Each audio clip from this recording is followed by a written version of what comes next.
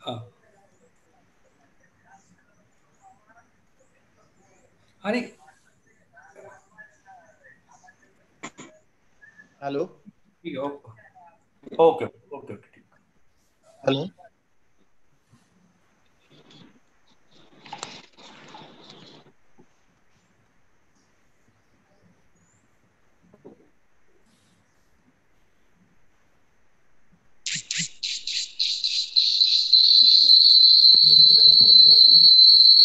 Hello.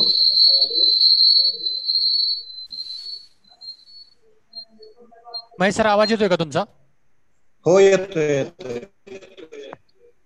Eco येतोय, तुम्ही जरा साईटला जाता का?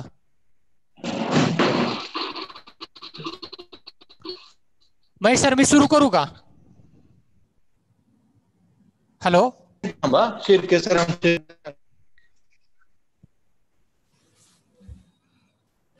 हा बाबर साहेब, मी आहे, जॉईन केले कराड म्हणून.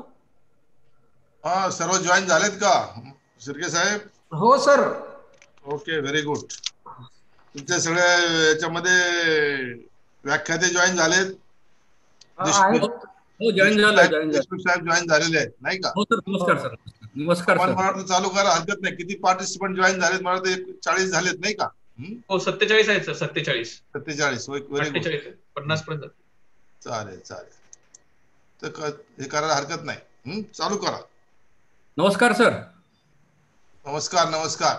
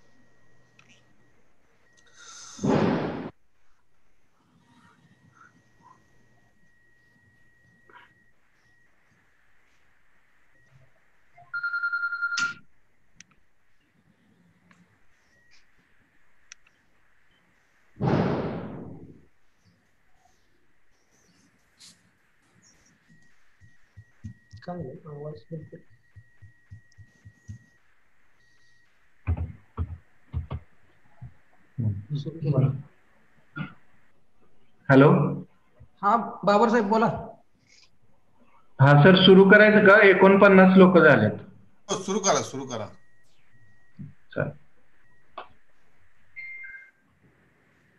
सर्वांना नमस्कार.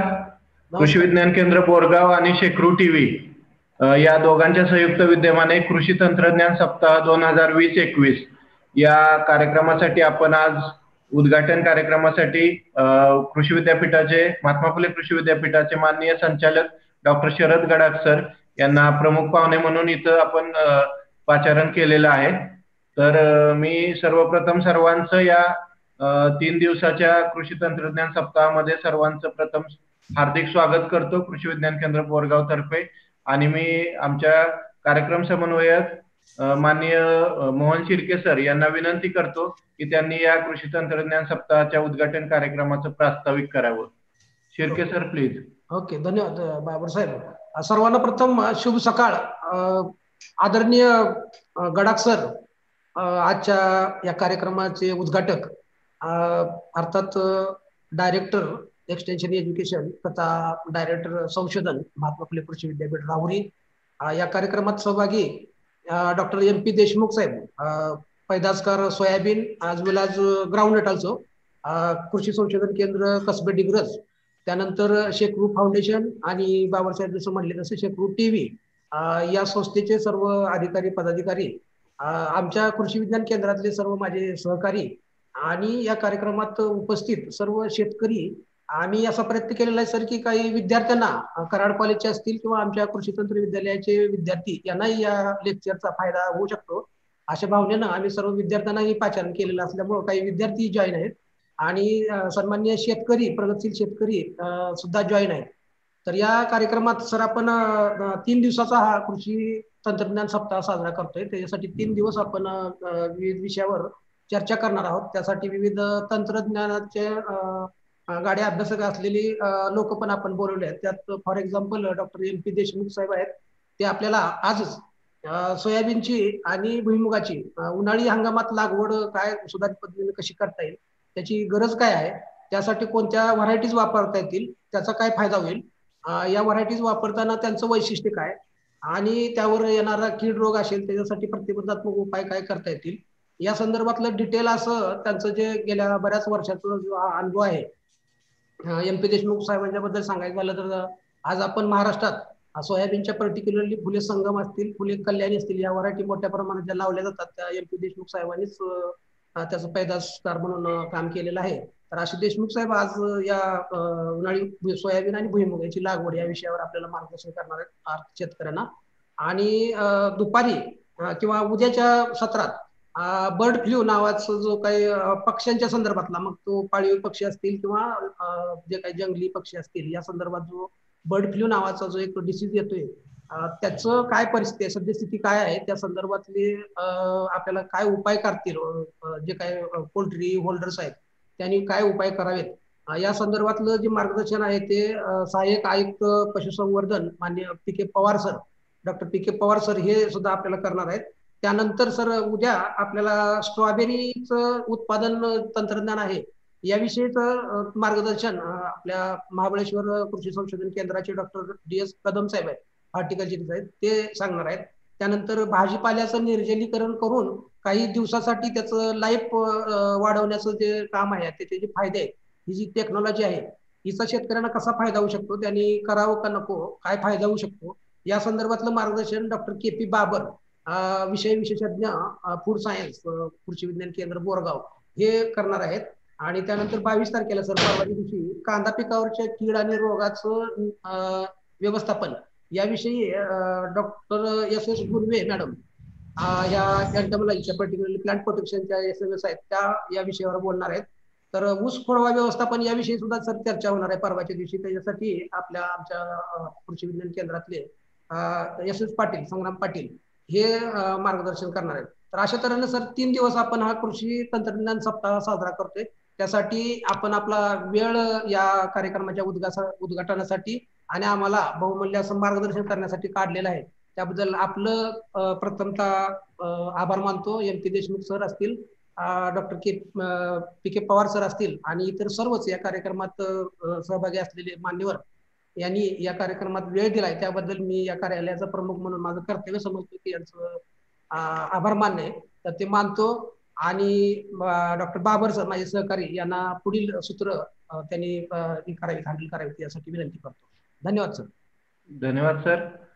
यानंतर या तंत्रज्ञान सप्ताहाच्या उद्घाटन कार्यक्रमासाठी आपण खास आमंत्रित केलेले महात्मा फुले कृषी विद्यापीठाचे संचालक संशोधन तसंच संचालक विस्तार शिक्षण डॉक्टर शरद गडाख सर यांना मी विनंती करतो की सर आपण उपस्थितांना मार्गदर्शन करावं.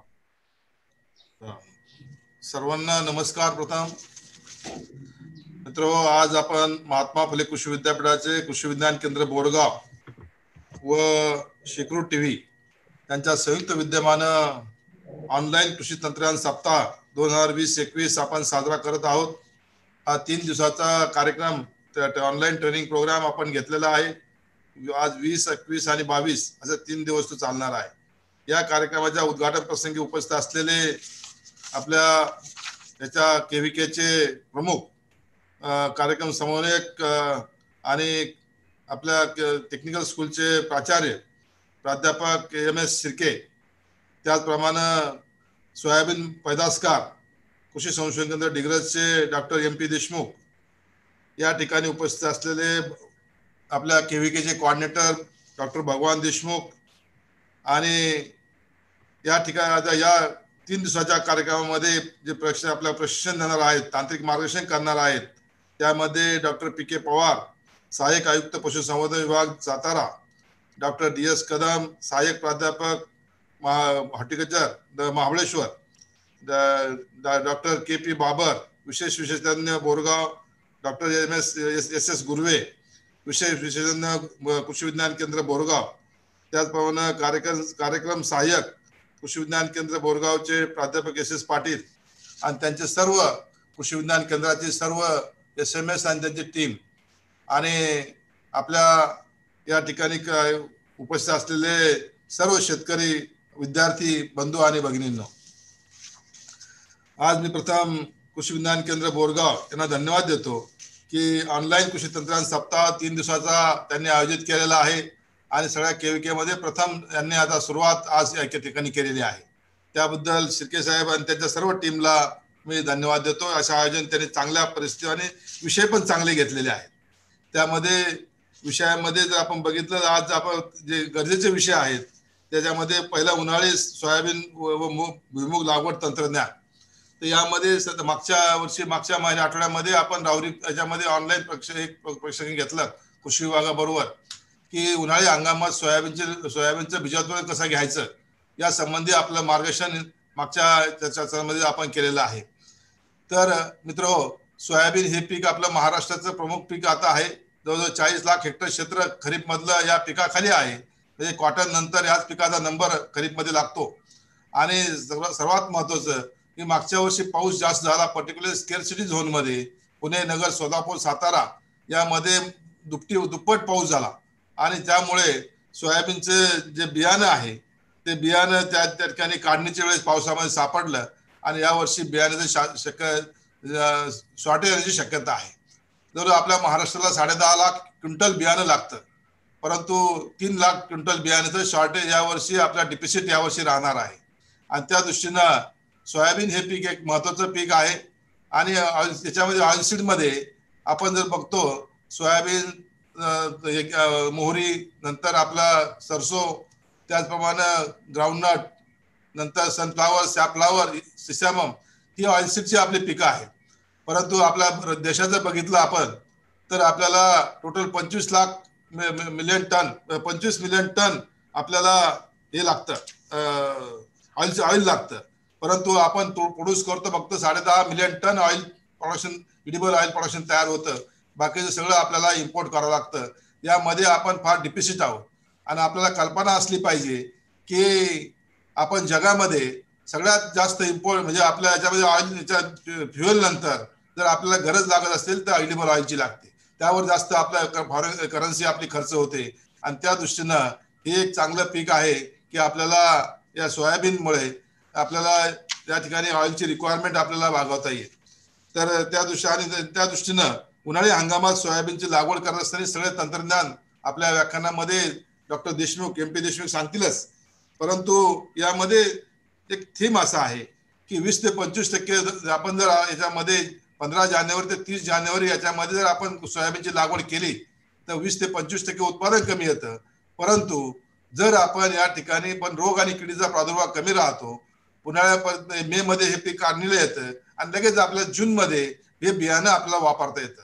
त्यामुळे उन्हाळी हंगामातलं बियाणं 100% जर्मिनेशन होणारं हे असं बियाणं तयार होतं.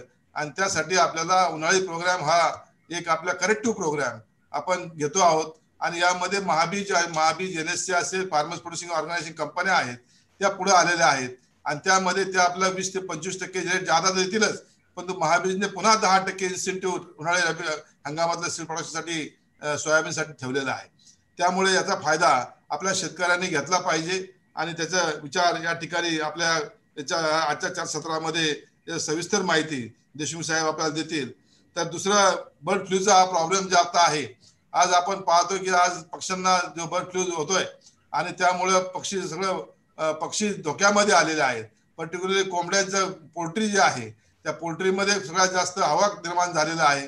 बाजारामध्ये बघतो आपल्याला 30 रुपयाला 2 कोंबड्या अशा पद्धतीचं विक्री या ठिकाणी होऊन सुद्धा कोणी घ्यायला तयार नाही. तर त्या दृष्टीने हा बर्ड फ्लू कसा कंट्रोल केला पाहिजे, येतो कसा, तर शास्त्रशुद्ध नॉलेज या ठिकाणी आपल्याला उपलब्ध होणार आहे. नंतर स्ट्रॉबेरीचं आपल्या सातारा जिल्ह्यामध्ये स्ट्रॉबेरीचं सगळ्यात जास्त क्षेत्र सातारा जिल्ह्यात, त्याच्यामध्ये महाबळेश्वर जवळपास 1200 हेक्टर क्षेत्र आहे. आणि ह्या 1200 हेक्टर क्षेत्रामध्ये आपल्याला शेतकऱ्यांची डिमांड आहे, मागणी आहे की आपल्याला हे चांगलं पीक, आपलं एक पीक आहे की आपल्याला 2 पैसे जास्त देऊ शकेल, कॅश क्रॉप म्हणून याकडे बघितलं जातं. याचं व्याख्यान या ठिकाणी आयोजित केलेलं आहे. त्यामुळे कांदा हे पिकावर सुद्धा कीड आणि रोग, मोठ्या 5 लाख हेक्टर कांद्याचे क्षेत्र महाराष्ट्रामध्ये आहे. महाराष्ट्र हा लिडिंग स्टेट आहे की कांदा प्रोडक्शन तयार होतं केलं जातं.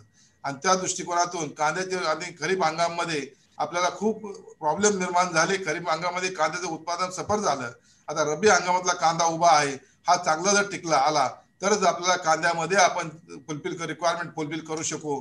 आणि त्या दृष्टीनं हा एक चांगला विषय आपण निवडला, त्याबद्दल धन्यवाद देतो. ऊसामध्ये आपल्याला सांगितलं पाहिजे खोडव्याचं नियोजन. आता खोडवा आपण ऊसाचे सरासरी उत्पादन बघितलं आपण तर 88 टन आपल्या महाराष्ट्राचं उत्पादन आहे. 10 लाख हेक्टर क्षेत्र महाराष्ट्रामध्ये ऊसाखाली आहे.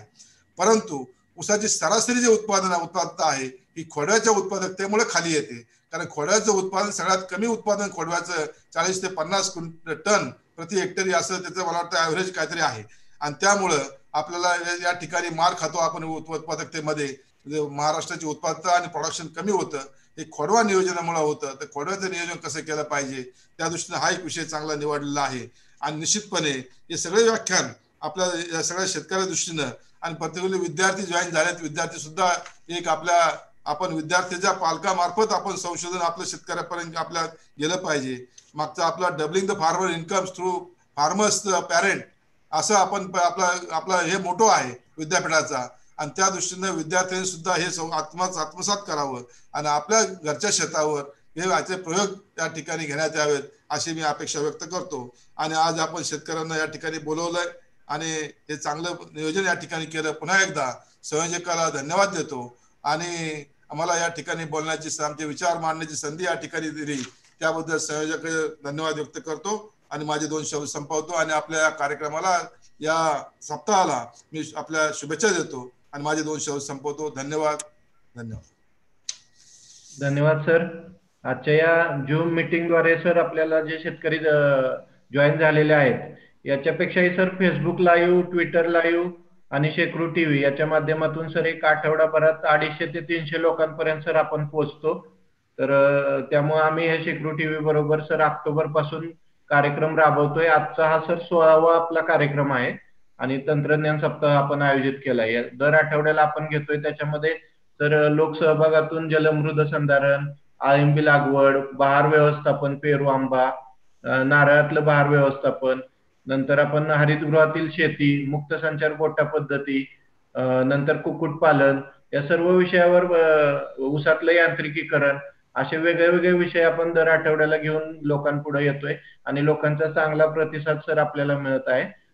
मी सर उपस्थितांना आवाहन करतो की जर आपल्या गडाख सरांशी कुणाला जर हितगुज करायचा असेल तर कृपया आपल्याला अनम्यूट करून आपण एक 5 मिनिटात काय बोलायचं असेल तर बोलू शकता.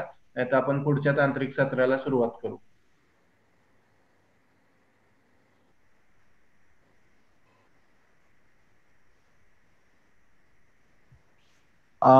सर नमस्ते.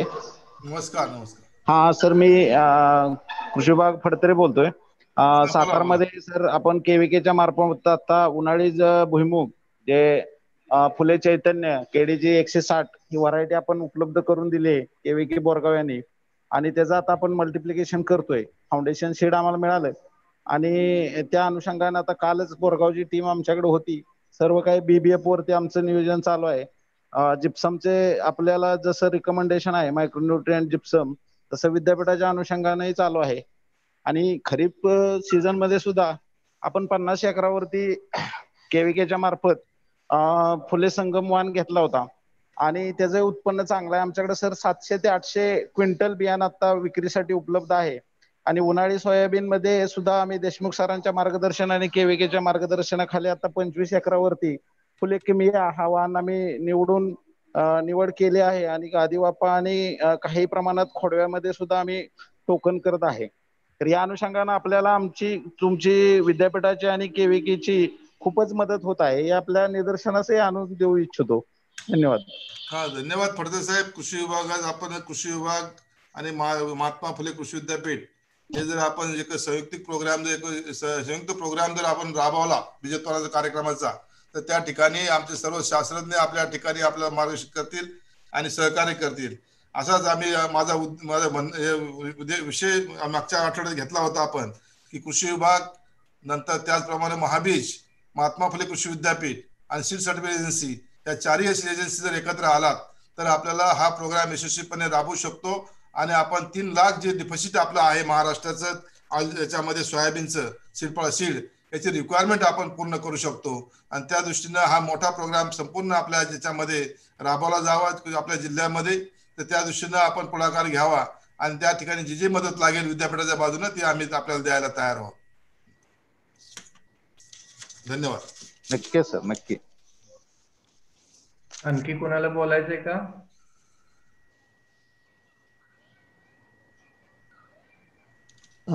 सर नमस्कार. नमस्कार. नमस्कार. मी निशिकांत पाटील, जिल्हा जळगाव, तालुका पाचोरा इथून बोलतोय. आम्ही पण नमस्कार सर. आम्ही उद्या सोयाबीनची लागवड करणार आहोत. महामंडळाचं फाउंडेशन प्लॉटचं बियाणं घेतलंय आम्ही, त्याची लागवड करणार आहोत. तर त्याच्यासाठी पण तिकडनं आम्हाला मदत तिकडे मिळू शकते का जळगाव जिल्ह्यात? हो, तुमचं कुठे जळगावच्या ह्याच्यामध्ये आपण ऑनलाईन सगळ्या ठिकाणी भेटू शकतो. आता असा प्रोग्राम आपण दर महिन्याला घेणार आहोत. त्यावेळेस जे आपले उत्पादक आहेत महाबीजला आम्ही रिक्वेस्ट केलेली आहे, विनंती केलेली आहे की आपण जे ग्रोअर्स आहेत त्याची लिस्ट तयार करा आणि त्यांना लिंक द्या आणि त्यांना या प्रोग्राम मध्ये सहभागी करून घ्या. दर महिन्याला आपण हा प्रोग्राम आपण घेत जाऊ. बरं बरं, ठीक आहे, पुढे कंटिन्यू करा. Okay sir. नमस्ते. नमस्कार. हॅलो. बोला सर, ऐकतायत. सर नमस्कार, मी विजय पाटील बोलतोय अतिथवरून. विजय पाटील, थोडे 2 मिनिटं फोन घेतो तुमच्याशी, नंतर बोलतो.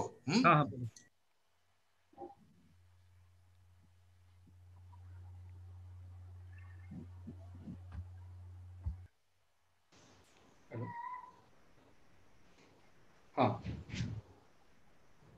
हॅलो. हा बोला.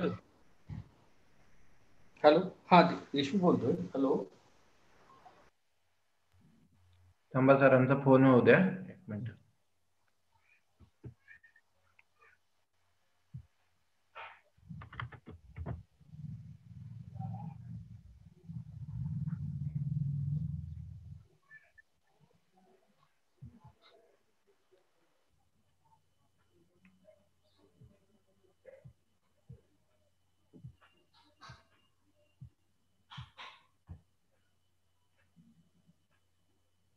बोला. पाटील साहेब बोला. हा नमस्कार साहेब. नमस्कार. नमस्कार. आपण ज्वारीचा सीड प्रोडक्शन प्रोग्राम काय म्हणतोय? सीड प्रोडक्शन प्रोग्राम साहेब 1 नंबर केलाय. 76 एकरवर प्रोग्राम केलाय ह्या वर्षी. अरे वा, व्हेरी गुड. कोणती व्हरायटी घेतली? चांगल्या प्रकारे चालू आहे सर. कोणती व्हरायटी घेतली यावेळेस? आपण फुले रेवती साहेब घेतली, तुमचीच व्हरायटी घेतली.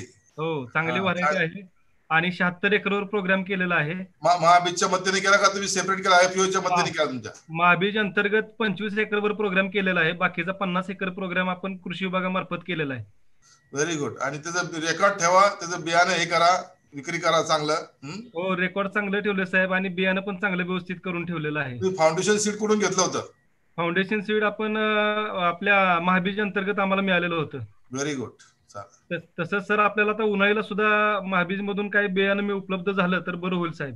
महाबीज सोयाबीनचं बियाणं त्यांच्याकडून घ्या, प्रोग्राम घ्या ना सोयाबीनचा. त्यांच्याकडे फक्त 335च आहे सर. आणि आम्ही देऊन त्यांना बियाणं पाहिजे असेल ना, बरं का, विद्यापीठामार्फत बियाणं त्यांना दिलं जाईल. आमच्याकडे बियाणं आहे उपलब्ध. बर, ते 726 जर आम्हाला मिळालं तर साहेब आम्हाला बरं होईल. जे पाहिजे ते मिळेल, पण महाबीजचं कॉन्टॅक्ट करा, त्यांना सांगा बियाणं नसेल तर विद्यापीठातून घ्या ना, आम्हाला उपलब्ध करून द्या. चालते सर. ते राहुरी विद्यापीठाचे पुन्हा एकदा धन्यवाद साहेब. आम्हाला चांगल्या व्हरायटी उपलब्ध होत आहेत आणि तुमचं चांगलं सहकार्य आहे आम्हाला. हो हो, धन्यवाद. तुम्ही फार ऍक्टिव्ह प्रोग्रेसिव्ह फार्मर आहात आणि पूर्वीपासून सीड प्रोडक्शन प्रोग्राम घेताय. शेवनक अॅग्रो फार्मर्स प्रोड्युसर कंपनी केली आम्ही आता तयार सर. असं 265 लोकांचा ग्रुप तयार केलेला आहे. बर बर बर. चांगल्या फार्मर्स प्रोड्युसिंग कंपन्या फार मार्केटिंग पर्यंत पुढे घेऊन जायच्यात आपल्याला आता. हो सर, आहे व्यवस्थित नेतो सर. चालेल. धन्यवाद. धन्यवाद साहेब. थँक्यू.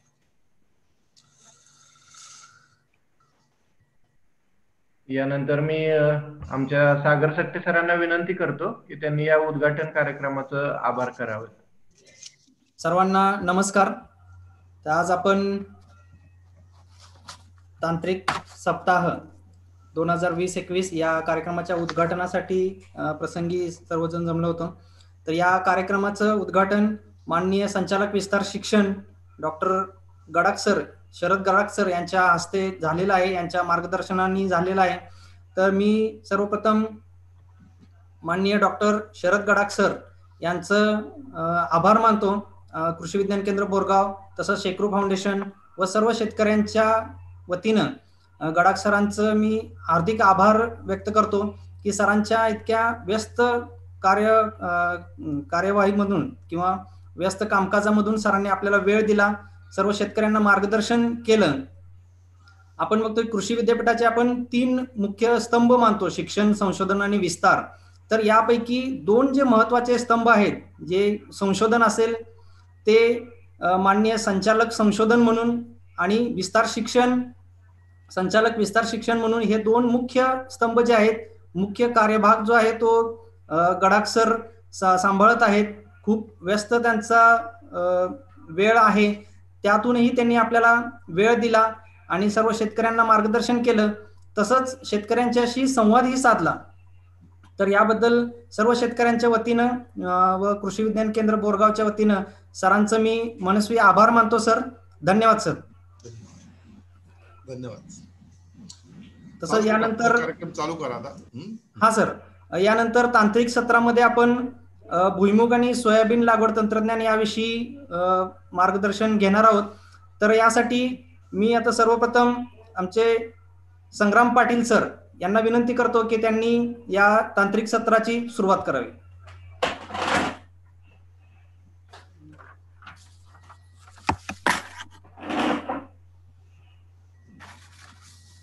सर्वांना नमस्कार. आजच्या कार्यक्रमाचे उद्घाटक आदरणीय संचालक विस्तार शिक्षण डॉक्टर शरद गडाख सर.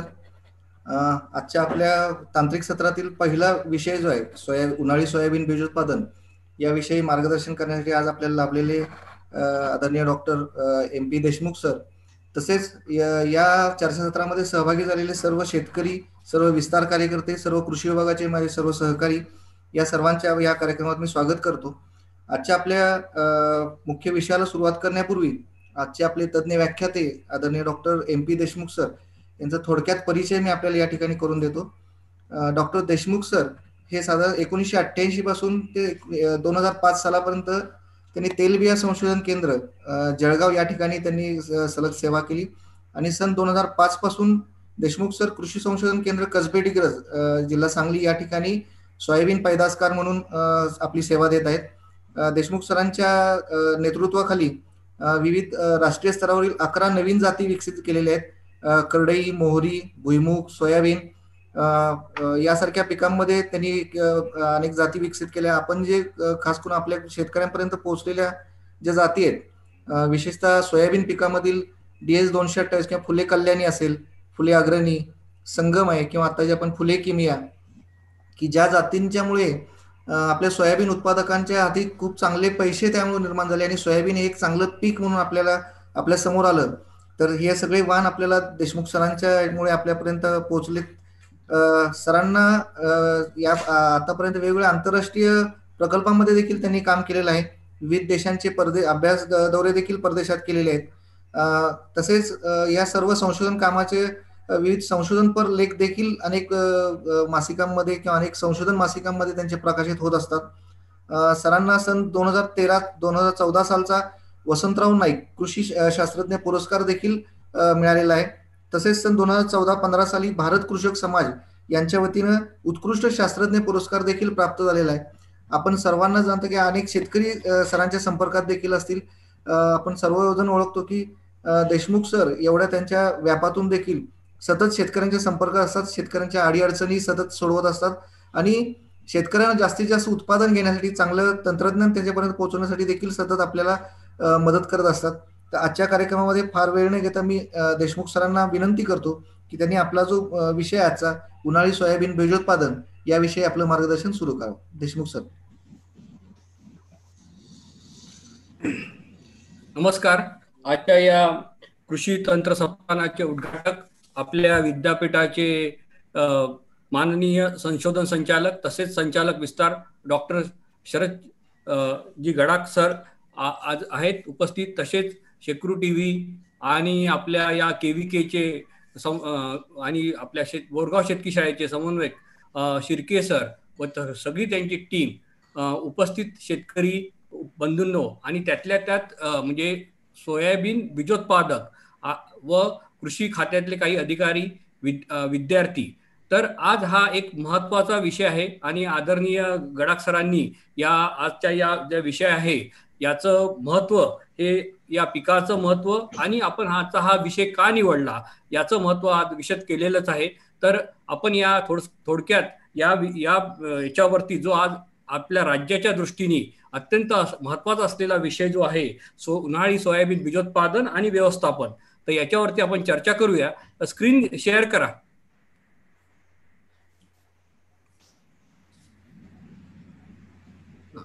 तर नेक्स्ट.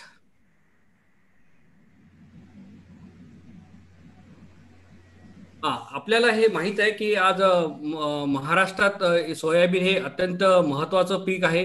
जवळजवळ 38 ते 40 लाख हेक्टर क्षेत्र या पिकाखाली आहे आणि यापासून त्यातल्या त्यात विदर्भ, मराठवाडा यामध्ये मोठ्या प्रमाणावर हे क्षेत्र आहे.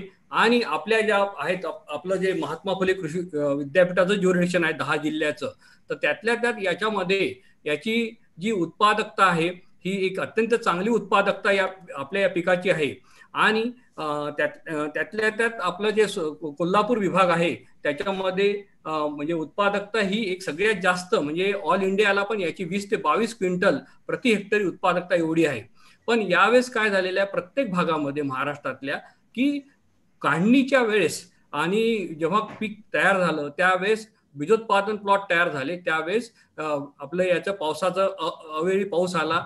काही वेळेला आपण पाहिलेलं आहे दूरदर्शनला आणि टीव्ही चॅनलला आपण पाहिलेलं आहे की सोयाबीनच्या अशा पाण्यामुळे गंजा वाहून गेल्यात किंवा जे सोयाबीन कापून ठेवलं होतं तर त्याच्यामध्ये या अवेळी पावसामुळे ओलं झालं आणि त्यामुळे बियाण्याची गुणवत्ताही खालावली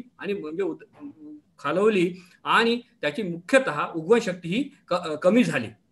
तर या दृष्टीने म्हणजे आपल्याला जो आता आदरणीय संशोधन संचालकांनी सांगितलं की एवढी आपल्याला बियाण्याची गरज आहे आणि ही तूट भरून काढण्यासाठी आपल्याला हे उन्हाळी बीजोत्पादन घेणं गरजेचं आहे. नेक्स्ट.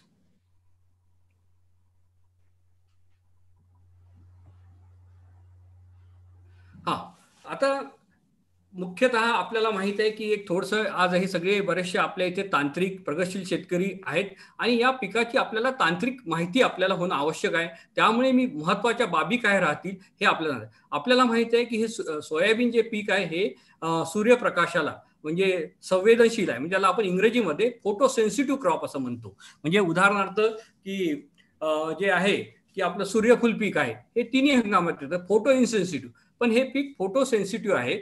आणि असं असल्यामुळे आपल्याला याचं बीजोत्पादन तर घेणं काळानुसार गरजेचं आहे. त्यासाठी आपल्याला ही पेरणी आहे ही आपण सांगतो की जानेवारीच्या पहिल्या 15 पूर्ण करायची आहे. पण थोडंफार लेट झालं तर याचं कारण काय आहे की याचं मुख्य कारण काय आहे की 35 डिग्री सेंटीग्रेडच्या वरती जर तापमान गेलं तर सोयाबीन पिकाची उत्पादनात घट होते. हे एक महत्वाचा उद्देश आपल्याला समजून घ्यायचा आहे. आणि त्यामुळे मी माझी सगळ्यांना विनंती राहील, महाबीज असो, NSC असो, फार्मर प्रोड्युसिंग कंपनीज असो, की याची पेरणी जी आहे ही पिकाची आता लवकरात लवकर संपून घ्यायची आहे. कारण काय आहे की आपलं शेतकरी बियाणं येऊन घेऊन जाईल बीजोत्पादन प्लॉटचं, पण नंतर तो इरिगेट करेल, नंतर घात आल्यावर पेरेल. तर ही आपल्याला आता ही काळाची गरज आहे की शेतकऱ्याकडनं या सोयाबीन प्लॉटची, बीजोत्पादन प्लॉटची पेरणी ही लवकरात लवकर करून घेणं गरजेचं आहे. कारण पुढं आपल्याला मार्च मधलं वगैरे टेम्परेचर जर शूटअप झालं तर याचा अनिष्ट परिणाम आपल्या या बीजोत्पादन कार्यक्रमावर किंवा सोयाबीनच्या उत्पादनावरती होऊ शकतो. या पिकाला सरासरी 20 ते 30 डिग्री सेंटीग्रेड हे चांगलं तापमान मानवतं आणि त्याचा वाढीस फायदा होतो. आणि रात्रीचे तापमान 12 डिग्री सेंटीग्रेडच्या वरती झालं आणि दिवसाचे तापमान जर 35 डिग्री सेंटीग्रेडच्या वरती गेलं तर याच्या वाढीवरती, उत्पादनावरती परिणाम होतो. आणि महत्वाचं म्हणजे याच्यामध्ये आपल्याला एक पांढरी माशी ही एक म्हणजे पांढरी, आता आपल्याला माहिती आहे येलो मोझॅक व्हायरस, आपण या व्हायरसमुळे आता बरेच आपल्याला पोळलेलो आहोत. तर या व्हायरसच्या नियंत्रणासाठी जो याचा आता उन्हाळ्यातला जो मुख्य शत्रू आहे की येलो मोझॅक व्हायरस हा या पिकावरती येतो. तर तो आपला या पांढऱ्या माशीद्वारे हे होतो आणि त्या पांढऱ्या माशीला जर दिवसाचे तापमान 33 डिग्री हे अत्यंत असं पोषक ठरतं. तर आपल्याला या पिकाला लागणारं वातावरण आणि हे आपल्याला समजून घेणं गरजेचं आहे आणि या अनुषंगाने आपल्याला पेरणी ही लवकरात लवकर करणं गरजेचं आहे. आणि हा थोडासा एक आपला हा टेक्निकल ग्रुप आहे, म्हणून अजून मी थोडंसं याच्यामध्ये अजून विशद करून सांगतो. पुढचं घ्या, पुढची स्लाइड.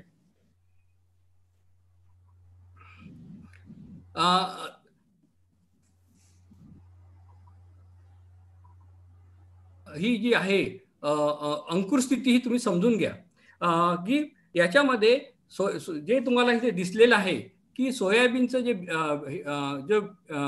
हा आपला जो एम्ब्रिओ ज्याला आपण म्हणतो, हा एम्ब्रिओ हा असा बाहेर आहे आणि हा बाहेर असल्यामुळे आणि बाकी पिकामध्ये असा तो 2 कॉटिलिडॉनमध्ये दबलेला असतो आणि याला जर इजा झाली मळणी करताना, हाताळणी करताना, ट्रान्सपोर्टमध्ये सगळं, तर याची इजा झाल्यामुळे काय होतं की या पिकाला इजा झाल्यामुळे याला म्हणजे उगवणशक्ती मार खाते. म्हणजे निसर्गाने या सोयाबीन पिकाला असं दिलेलं आहे की हा एम्ब्रिओ बाहेर असल्यामुळे याला इजा होते आणि उगवणशक्ती होते.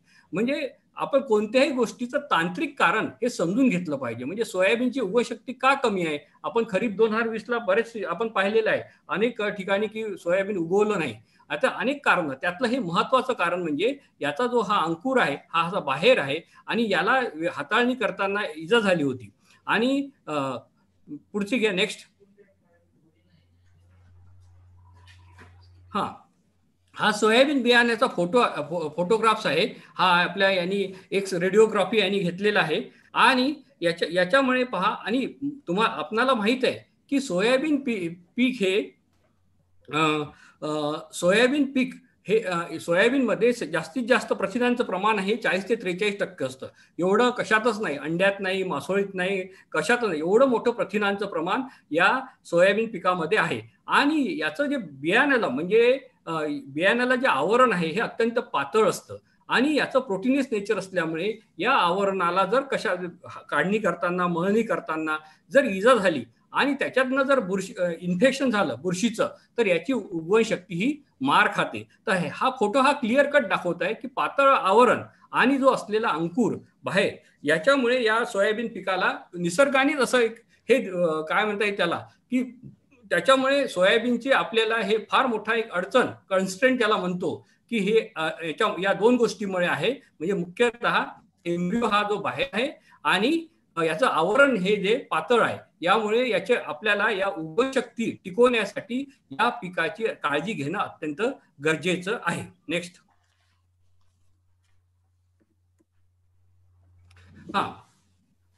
तर आपला जो आजचा हे आहे की जो आज बियाण्याची आपल्याला माहिती आहे की 30 लाख क्विंटल पर्यंत आहे आणि बियाण्याचा दर जो आहे हा 35% आहे, म्हणजे 35% बियाणं, आणि जवळजवळ आपल्याला 10 लाख क्विंटल हे 10 लाख क्विंटल बियाणं लागणार आहे. आणि या बियाण्याचा पुरवठा हा वेगवेगळ्या महाबीज असो, NSC असो, फार्मर प्रोड्युसिंग कंपनीज आणि खाजगी पब्लिक प्रायव्हेट या कंपनीज वगैरे याच्या माध्यमातून हा पूर्ण केला जातो. नेक्स्ट.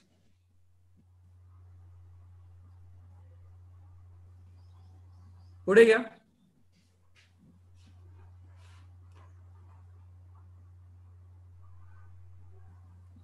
पुढे घ्या.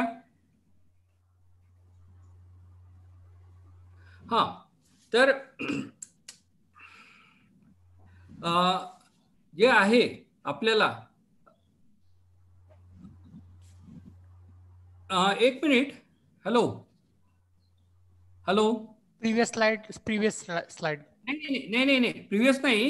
ही जी आहे, मी आजच्या प्रेझेंटेशनचं दुसरं हे केलेलं आहे. ही एक चांगलं प्रेझेंटेशन केलेलं आहे. ते जुनं प्रेझेंटेशन ओपन झालं. मी इथून ओपन करू शकतो ते दुसरं प्रेझेंटेशन?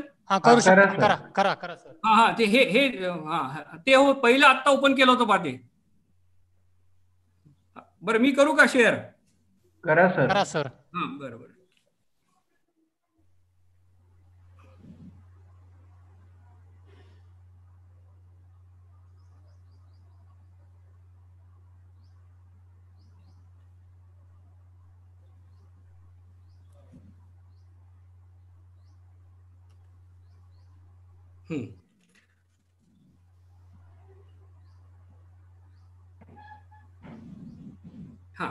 तर हा आता आहे. तर थोडंसं आपण अजून तांत्रिक दृष्ट्या जरा जाऊया की म्हणजे आपल्याला जो आजचा जो ग्रुप आहे आपले आज म्हणजे चांगला एक उपस्थिती आहे आणि आज आपल्याला माहित आहे की शेतकरी पण आपल्याला त्यांना प्रत्येक गोष्टीची तांत्रिक गोष्ट ही समजण्याच्या याची अशी गरज आणि निकड असतं. त्यामुळे मी थोडेसे 2 स्लाइड केलेले आहे. तर या उष्णतेचा या फ्लोऱ्यावरती काय परिणाम होतो, तर म्हणजे 21 डिग्रीच्या खाली जर गेलं आणि 32 डिग्री सेंटीग्रेडच्या वर गेलं तर फ्लावरिंग हे कमी होतं आणि त्याचा परिणाम पॉड सेटला म्हणजे शेंगा भरण्यावरती कमी होतो. आणि हे जे आहे टेम्परेचर रेंज जर 35 ते 43 डिग्री गेलं तर फार म्हणजे या पिकाला हे वाढीला आणि उत्पादनाला आणि क्वालिटीला याच्यावरचा परिणाम करतो. आणि जर 35 डिग्री सेंटीग्रेडच्या वरती जर तापमान गेलं तर जे पराग आहेत आणि पोलन जे आहे याच्यामध्ये स्टर्लिटी येते, पोलन जर्मिनेशन वरती त्याचा प्रॉब्लेम होतो आणि त्याचा म्हणजे सीड सेटिंग वरती त्याचा परिणाम होतो. ओव्हरऑल याचा परिणाम काय होतो की जी ग्रोथ आहे ती ग्रोथ इफेक्ट होते आणि ग्रोथ इफेक्ट झाल्यानंतर त्याचा उत्पादनावरती परिणाम होतो. आणि आता जर तापमान वाढत गेलं तर की काय होते, याची वाढ कमी होते आणि झाडाची उंची ही जी आहे ब्रांचिंग जी आहे याच्यावरती पण परिणाम होऊन याच्यामध्ये म्हणजे मुख्य परिणाम हा ज्या शेंगा ज्या आपल्याला लागतात जास्तीत जास्त शेंगा तर या शेंगा लागण्याचा परिणाम म्हणजे परिणाम होऊन शेंगा या कमी लागतात. तर असा हा या मुख्यतः हे एक तांत्रिक कारण की असं आहे की या पिकाला आपल्याला ही काळजी घेणं गरजेचं आहे. आणि हे सगळं सांगण्याचं कारण म्हणजे की आपल्याला लवकरात लवकर ही पेरणी आटोपणं गरजेचं आहे. नंतर याचा उष्णतेचा परिणाम बियाणं तयार व्हायला काय होतं, तर याच्यामुळे काय होतं की बियाणं जे तयार होतं त्याला म्हणजे जेव्हा आपल्याला शेंगेमध्ये दाना भरत राहतो त्याची वाढ होत राहते त्यावेळेस जर तापमान जर वाढत गेलं आणि ते फार त्याला सेन्सिटिव्ह आहे. आणि जर तापमान हे 30 डिग्री सेंटीग्रेडच्या वरती जर गेलं तर याचा म्हणजे पॉड नंबर कमी होतात आणि जर 40 डिग्री सेंटीग्रेडच्या व्हायला तर पॉट डेव्हलपमेंटला फार मोठा परिणाम होतो. आणि त्यासाठी जेव्हा आपल्याला दाना तयार होतो बी भरण्याचं काम होतो तर डे टेम्परेचर 32 ते 35 डिग्री टेम्परेचर असेल तर म्हणजे कमी म्हणजे आपण म्हणजे 2 दाणी शेंगा जास्त होतात, 3 दाणी असतील 4 दाणी असतील तर त्याच्यापेक्षा 2 दाणी शेंगा त्याचा परिणाम करतो. आणि म्हणून आणि शेवटी काय होतं की याचा म्हणजे 100 सीड वेट आहे, 100 दाण्याचं वजन आहे, हे दाण्याचं वजन आणि किंवा दाना हा बारीक होतो. एक मला आठवतं की विदर्भामध्ये बुलढाणा जिल्ह्यामध्ये नांदूर याला एका शेतकऱ्यांनी एक मला वाटतं फुले अग्रणीची व्हेरायटी बियाणं घेतलं होतं. मुळात फुले अग्रणीचा दाना हा बारीक होता आणि त्यावेळेस त्यांच्या लक्षात आलं की अचानक टेम्परेचर शूटअप झालं तिथे आणि टेम्परेचर शूटअप झाल्यानंतर असा दाना हा फार बारीक पडला होता. तर असं या सगळ्या म्हणजे या उष्णतेचा या तापमानाचा या पिकाला हे सेन्सिटिव्ह आहे आणि या दृष्टीने आपल्याला पण काळजी घेणं गरजेचं आहे.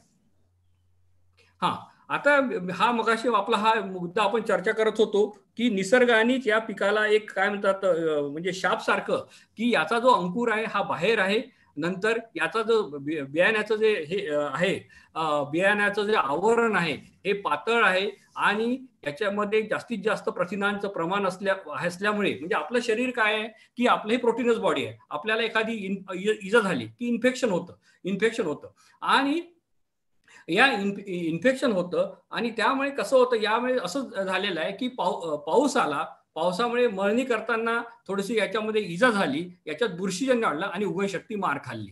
आणि खरीप 2019 मध्ये 2020 मध्ये जी उगवणशक्तीचा जो परिणाम आला की ऑलरेडी थोडं सीड इन्फेक्टेड होतं आणि ज्या शेतकऱ्यांनी योग्य घातीत बियाणं टाकलं नाही आणि बीज प्रक्रिया केली नाही, हा एक महत्वाचा आहे, तर त्यांच्यावरती फार मोठा उगवणशक्तीवरती परिणाम झाला. तर या ज्या 2 गोष्टी आहे, बाहेर असलेला एम्ब्रिओ आणि बियाणं जे आवरण जे आहे ते पातळ आहे आणि त्याच्यातनं आपल्याला इन्फेक्शन होतं. या दृष्टीचा सर्व आपला हा तांत्रिक दृष्ट्या आपण हा विचार करायला पाहिजे, याच्यासाठी काळजी घ्यायला पाहिजे आणि याला म्हणजे आपल्याला आणि या अनुषंगाने आपल्याला याची बीज प्रक्रिया करणं किती महत्वाचं आहे या गोष्टीवरून आपल्याला म्हणजे आज आपल्याला असं लक्षात घ्यायचं आहे की कोणत्याही गोष्टीचं तांत्रिक कारण आपण समजून घ्या. आणि मी आता या 15 वर्षापासून मी सांगलीमध्ये काम करतो आहे बऱ्याचशा अशा तक्रारी इथे आमच्या भागात यायच्या सोयाबीनच्या उगवण शक्तीच्या, आणि याच्यात आम्ही मोठं एक चांगलं असं एक कार्य म्हणजे असेल आपलं कृषी खातं आहे, नंतर महाबीज आहे, नंतर आकाशवाणी चांगलं ॲग्रोवनच्या माध्यमात आम्ही असे काही कार्य आणि शेतकऱ्यांना असं तांत्रिक कारण समजून सांगितलं की हा याचा अंकुर बाहेर आहे, नंतर याचा जे आवरण आहे पातळ आहे, हे सगळं. तर जेव्हा केव्हा हे सगळं तांत्रिक बाकीच्या सीड प्रोड्युसर होते आणि यांच्यासाठी काय करायचं आहे, तर त्यामुळे मला वाटतं बऱ्याचशा आमच्या बऱ्यापैकी आता मागचं वर्ष सोडलं तर म्हणजे जवळजवळ इथल्या ज्या उगवण शक्तीच्या तक्रारी ह्या एकदम कमी झालेल्या आहेत. म्हणजे कोणत्याही गोष्टीचं तांत्रिक कारण आपल्याला समजलं पाहिजे, त्या उद्देशाने मी आपल्याला हे 2-3 स्लाइड्स दाखवलेले आहेत. आता हे आपण हा विषय केलेलाच आहे. हा महत्वाचा 40 लाख हेक्टर क्षेत्रावर पीक आहे. त्यामुळे बियाण्याचे आणि सीड रिप्लेसमेंट रेशो हा 35% आहे. त्यामुळे आपल्याला जवळजवळ 10 लाख क्विंटल बियाणं लागतं आणि हे बियाणं आपल्याला वेगवेगळ्या माध्यमातून म्हणजे आपलं पब्लिक सेक्टर असेल, प्रायव्हेट सेक्टर असेल या किंवा एफपीओज आहेत, काही शेतकरी आहेत, प्रगतशील शेतकरी, केव्हीकेज, नंतर आपलं विद्यापीठ या मार्फत आपण हे प्रत्येक जण या सोयाबीन मध्ये आपलं म्हणजे बियाणं उत्पादन करून शेतकऱ्यांना बियाणं द्यायचा करतो आहे. पण तरी पण जे काही असेल आपल्याला आपल्या काही गोष्टी लक्षात आलेल्या आपण काळजी घेतली. इव्हन आपल्या विद्यापीठावरती म्हणजे मी फार म्हणजे आदरणीय गडाख सरांचे आभार मानतो की त्यांनी पण स्वतः लक्ष घातलं. जे काही विद्यापीठाच्यावरती आपले बीजोत्पादन प्लॉट होते, ब्रीडर असो, फाउंडेशन, न्यूक्लियस, तर तिथे जे काही शिफारस प्रमाणे केलेले जे बुरशीनाशक आहे की याच्यावरती म्हणजे पेरणीच्या वेळेस म्हणजे काढणीच्या वेळेस म्हणजे एक फिजिओलॉजिकल मॅच्युरिटीला त्याचं स्प्रेइंग झालंच पाहिजे आणि त्याचा इतका चांगला परिणाम आपल्या इथे झालेला आहे की आपल्या इथलं जे फेल्युअर पर्सेंटेज आहे बऱ्यापैकी फार म्हणजे चांगल्याच प्रमाणात कमी झालेलं आहे. तर याच्यासाठी म्हणजे या महत्वाच्या गोष्टी आहे आणि या गोष्टी यानुसार आपल्याला या बीजोत्पादन तंत्रज्ञानाकडे जायचं आहे. आणि आज शासनाच्या पण लक्षात आलेलं आहे की पुढचं बियाणं कमी पडू नये म्हणून आपल्याला या उन्हाळी सोयाबीनच्या बीजोत्पादनाच्या कसं जास्तीत जास्त बियाणं आपल्याला तयार करता येईल या उन्हाळी आणि त्याचं कसं नियोजन करून आपल्याला काय करता येईल आणि जास्तीत जास्त आज पुढील हंगामामध्ये सोयाबीनच्या बियाण्याचा तुटवडा न होता उगवण शक्ती चांगली राहून शेतकऱ्याला कसा याच्या चांगलं प्रतीचं बियाणं मिळेल. तर हा आपला आज म्हणजे एक चांगला हा कृषी विज्ञान केंद्र बोरगाव यांनी एक चांगला हा विषय निवडलेला आहे.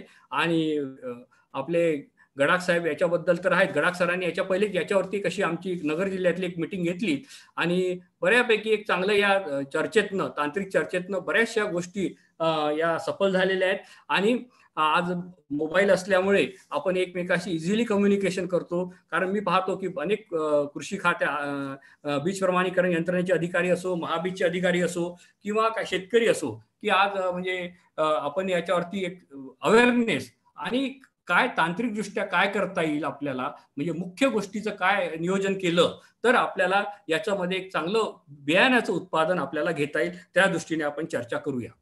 तर हे ब्रॉड हे आहेत, हे आपल्याला जवळजवळ सगळ्यांना माहीत आहेत की या गोष्टी याच्यावरती आपण जास्त चर्चा करायला नको. आणि आपणाला माहित आहे की हे सेल्फ पॉलिनेटेड क्रॉप आहे. सेल्फ पॉलिनेटेड म्हणजे स्वपरागी सिंचित क्रॉप आहे.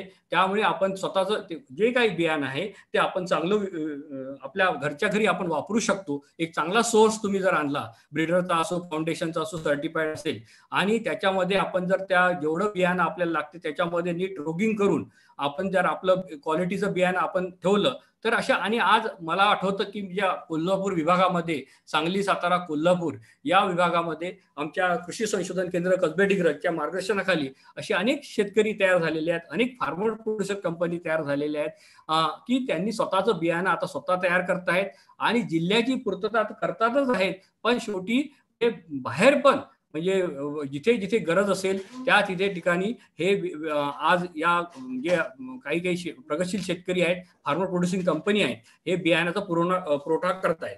तर यामध्ये मी तुम्हाला सांगितलं की आता हे जे पीक आहे हे सेल्फ पॉलिनेटेड क्रॉप आहे आणि याच्यामुळे याचं जे आहे की म्हणजे आयसोलेशन डिस्टन्स हे आपण 3 ते 5 मीटर म्हणजे 2 व्हेरायटी जर आपण लावल्या असतील, उदाहरणार्थ JS 335 असेल, फुले संगम असेल, तर या 2 व्हेरायटीतलं अंतर ज्याला आपण विलगीकरण अंतर म्हणतो हे 3 ते 5 ठेवायला पाहिजे. आपण म्हणजे सेपर साईड्स मध्ये 5 मीटर हे अंतर ठेवायला पाहिजे, म्हणजे जेणेकरून परागकण इकडनं तिकडे न होता हे होईल. म्हणजे आज आपल्याला जे हे आहे की आपण वेगवेगळ्या स्टेजेस मधून बीजोत्पादन कार्यक्रम घेतो. बिल्डर असो, फाउंडेशन असो, सर्टिफाईड असो, या सीड या स्टेजेस आपण का फॉलो करतो, तर त्या बियाण्याची अनुवांशिक शुद्धता राखण्यासाठी या वेगवेगळ्या पायऱ्यातनं आपण हे बीजोत्पादन कार्यक्रम करतो आणि त्या जातीचं, त्या व्हेरायटीचं चांगलं बियाणं हे शेतकऱ्यापर्यंत पोहोचेल आणि त्यातनं त्याला जास्तीत जास्त चांगलं उत्पादन मिळेल. हा आपल्याला या बीजोत्पादनाचा हा वेगवेगळ्या पायरीतनं हे बीजोत्पादन जे जातं त्याचा हा मुख्य उद्देश असतो. तर याच्यामध्ये सेल्फ पॉलिनेटेड क्रॉप असल्यामुळे आपण याच्यामध्ये 5 मीटर विलगीकरण अंतर किंवा ज्याला आपण आयसोलेशन डिस्टन्स म्हणतो हे या सोयाबीन पिकाला ठेवावं. नंतर महत्वाचा मुद्दा असा आहे भेसळ काढणे, म्हणजे याला आपण रोगिंग म्हणतो. आणि हे रोगिंग प्रत्येक शेतकऱ्यांनी करायला पाहिजे. कसं असलं किती जरी आपण काळजी घेतली, आम्ही विद्यापीठ लेवलला जो सोर्स सीड असतो ते प्रत्येक प्लॉट अँड प्लॉट पाहून त्याच्यामध्ये काही भेसळ असेल ती काढतो. जास्त भेसळ असेल तर तो प्लॉट रिजेक्ट करतो. आणि आपल्याला माहिती आहे की बीज प्रमाणीकरण यंत्रणा आहे, ही पण याचं रोगिंग वगैरे आहे की नाही, भेसळ आहे की नाही याचं पण हे करतात. आणि हे भेसळ काढण्यासाठी त्या झाडाचं जे कॅरेक्टर आहे, जे म्हणजे उदाहरणार्थ झाडाची उंची, पाण्याचा आकार, म्हणजे पानं कसे आहेत, नंतर उदाहरणार्थ आता फुले संगमचे पानं मोठे आहेत, आपलं 9305 जे व्हरायटी आहे तिचे पानं लांब आहेत, नंतर झाडावरील लव किंवा आपल्या शेंगेवरील लव, शेंगेला केस आहेत की नाही, शेंगेचा रंग उदाहरणार्थ काळा आहे, 9305चा हा रंग काळा आहे, संगमचा रंग म्हणजे शेंगेचा रंग काळा आहे, पण JS 335 या वाहनाचा ब्राऊन आहे.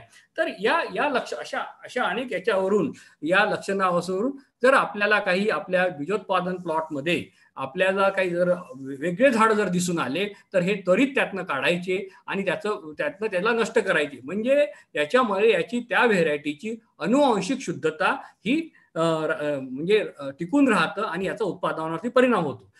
आणि दुसरं म्हणजे जेव्हा केव्हा फाउंडेशन असेल, सर्टिफाईड सीड प्लॉट असेल, इव्हन ब्रीडर, तर याच्यामध्ये म्हणजे जर बियाण्यामध्ये जर भेसळ असेल, तर प्लॉटमध्ये जर भेसळ असेल तर हे बीज प्रमाणीकरण यंत्रणेचे कृषी अधिकारी हे यांना जर अतिप्रमाण जर असेल त्यांच्या याच्या मानकाप्रमाणे तर ह्या प्लॉट नापास करतात. म्हणजे जर प्लॉट जर आपला नापास झाला तर त्याची किंमत ही राहणार नाही की ज्याच्यामुळे जास्त आपल्याला सीड प्रोडक्शनसाठी 2 पैसे जास्त मिळणार आहे, पण ते काय नॉर्मल सीड म्हणून जाईल. तर या दृष्टीने शेतकऱ्यांनी सगळ्या या भेसळ काढायची आणि विलगीकरण अंतर ठेवायचं हे कटाक्षाने पाळलं पाहिजे. आणि याचा मेन उद्देश म्हणजे याची अनुवांशिक शुद्धता चांगली राहील, आपल्याकडनं एक चांगलं पुण्याचं काम होईल, आपल्याकडनं जे तयार झालेलं बियाणं आहे हे चांगलं बियाणं दुसऱ्या शेतकऱ्यांपर्यंत पोहोचेल. हा उद्देश डोळ्यासमोर ठेवून विलगीकरण अंतर आणि भेसळ काढायचं हे आपण म्हणजे एक कर्तव्य म्हणून करणं गरजेचं आहे.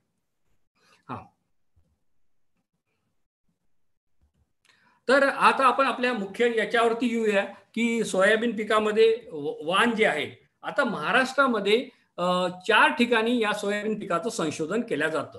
एक म्हणजे वसंतराव नाईक कृषी विद्यापीठ परभणी, इथं याचं संशोधन होतं आणि तिथून MEOS 71, MEOS 162, MEOS 158, MEOS 612 हे वाण इथून विकसित झालेले आहेत.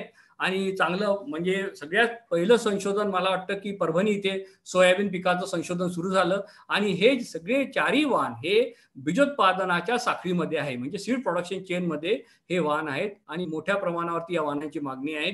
त्यानंतर दुसरं जे आहे ते आमचं जे महात्मा फुले कृषी विद्यापीठ राहुरीच्या अंतर्गत कृषी संशोधन केंद्र कसबे डिग्रज इथं संशोधन चालतं आणि तिथून आपल्याला माहितच आहे फुले कल्याणी, फुले अग्रणी, फुले संगम आणि फुले किमया हे 4 वाण आपण हे विकसित केलेले आहे. आणि मला सांगायला अभिमानच वाटतं की फुले अग्रणी, फुले संगम आणि फुले किमया हे वाण राष्ट्रीय स्तरावरती प्रसारित झालेले आहेत.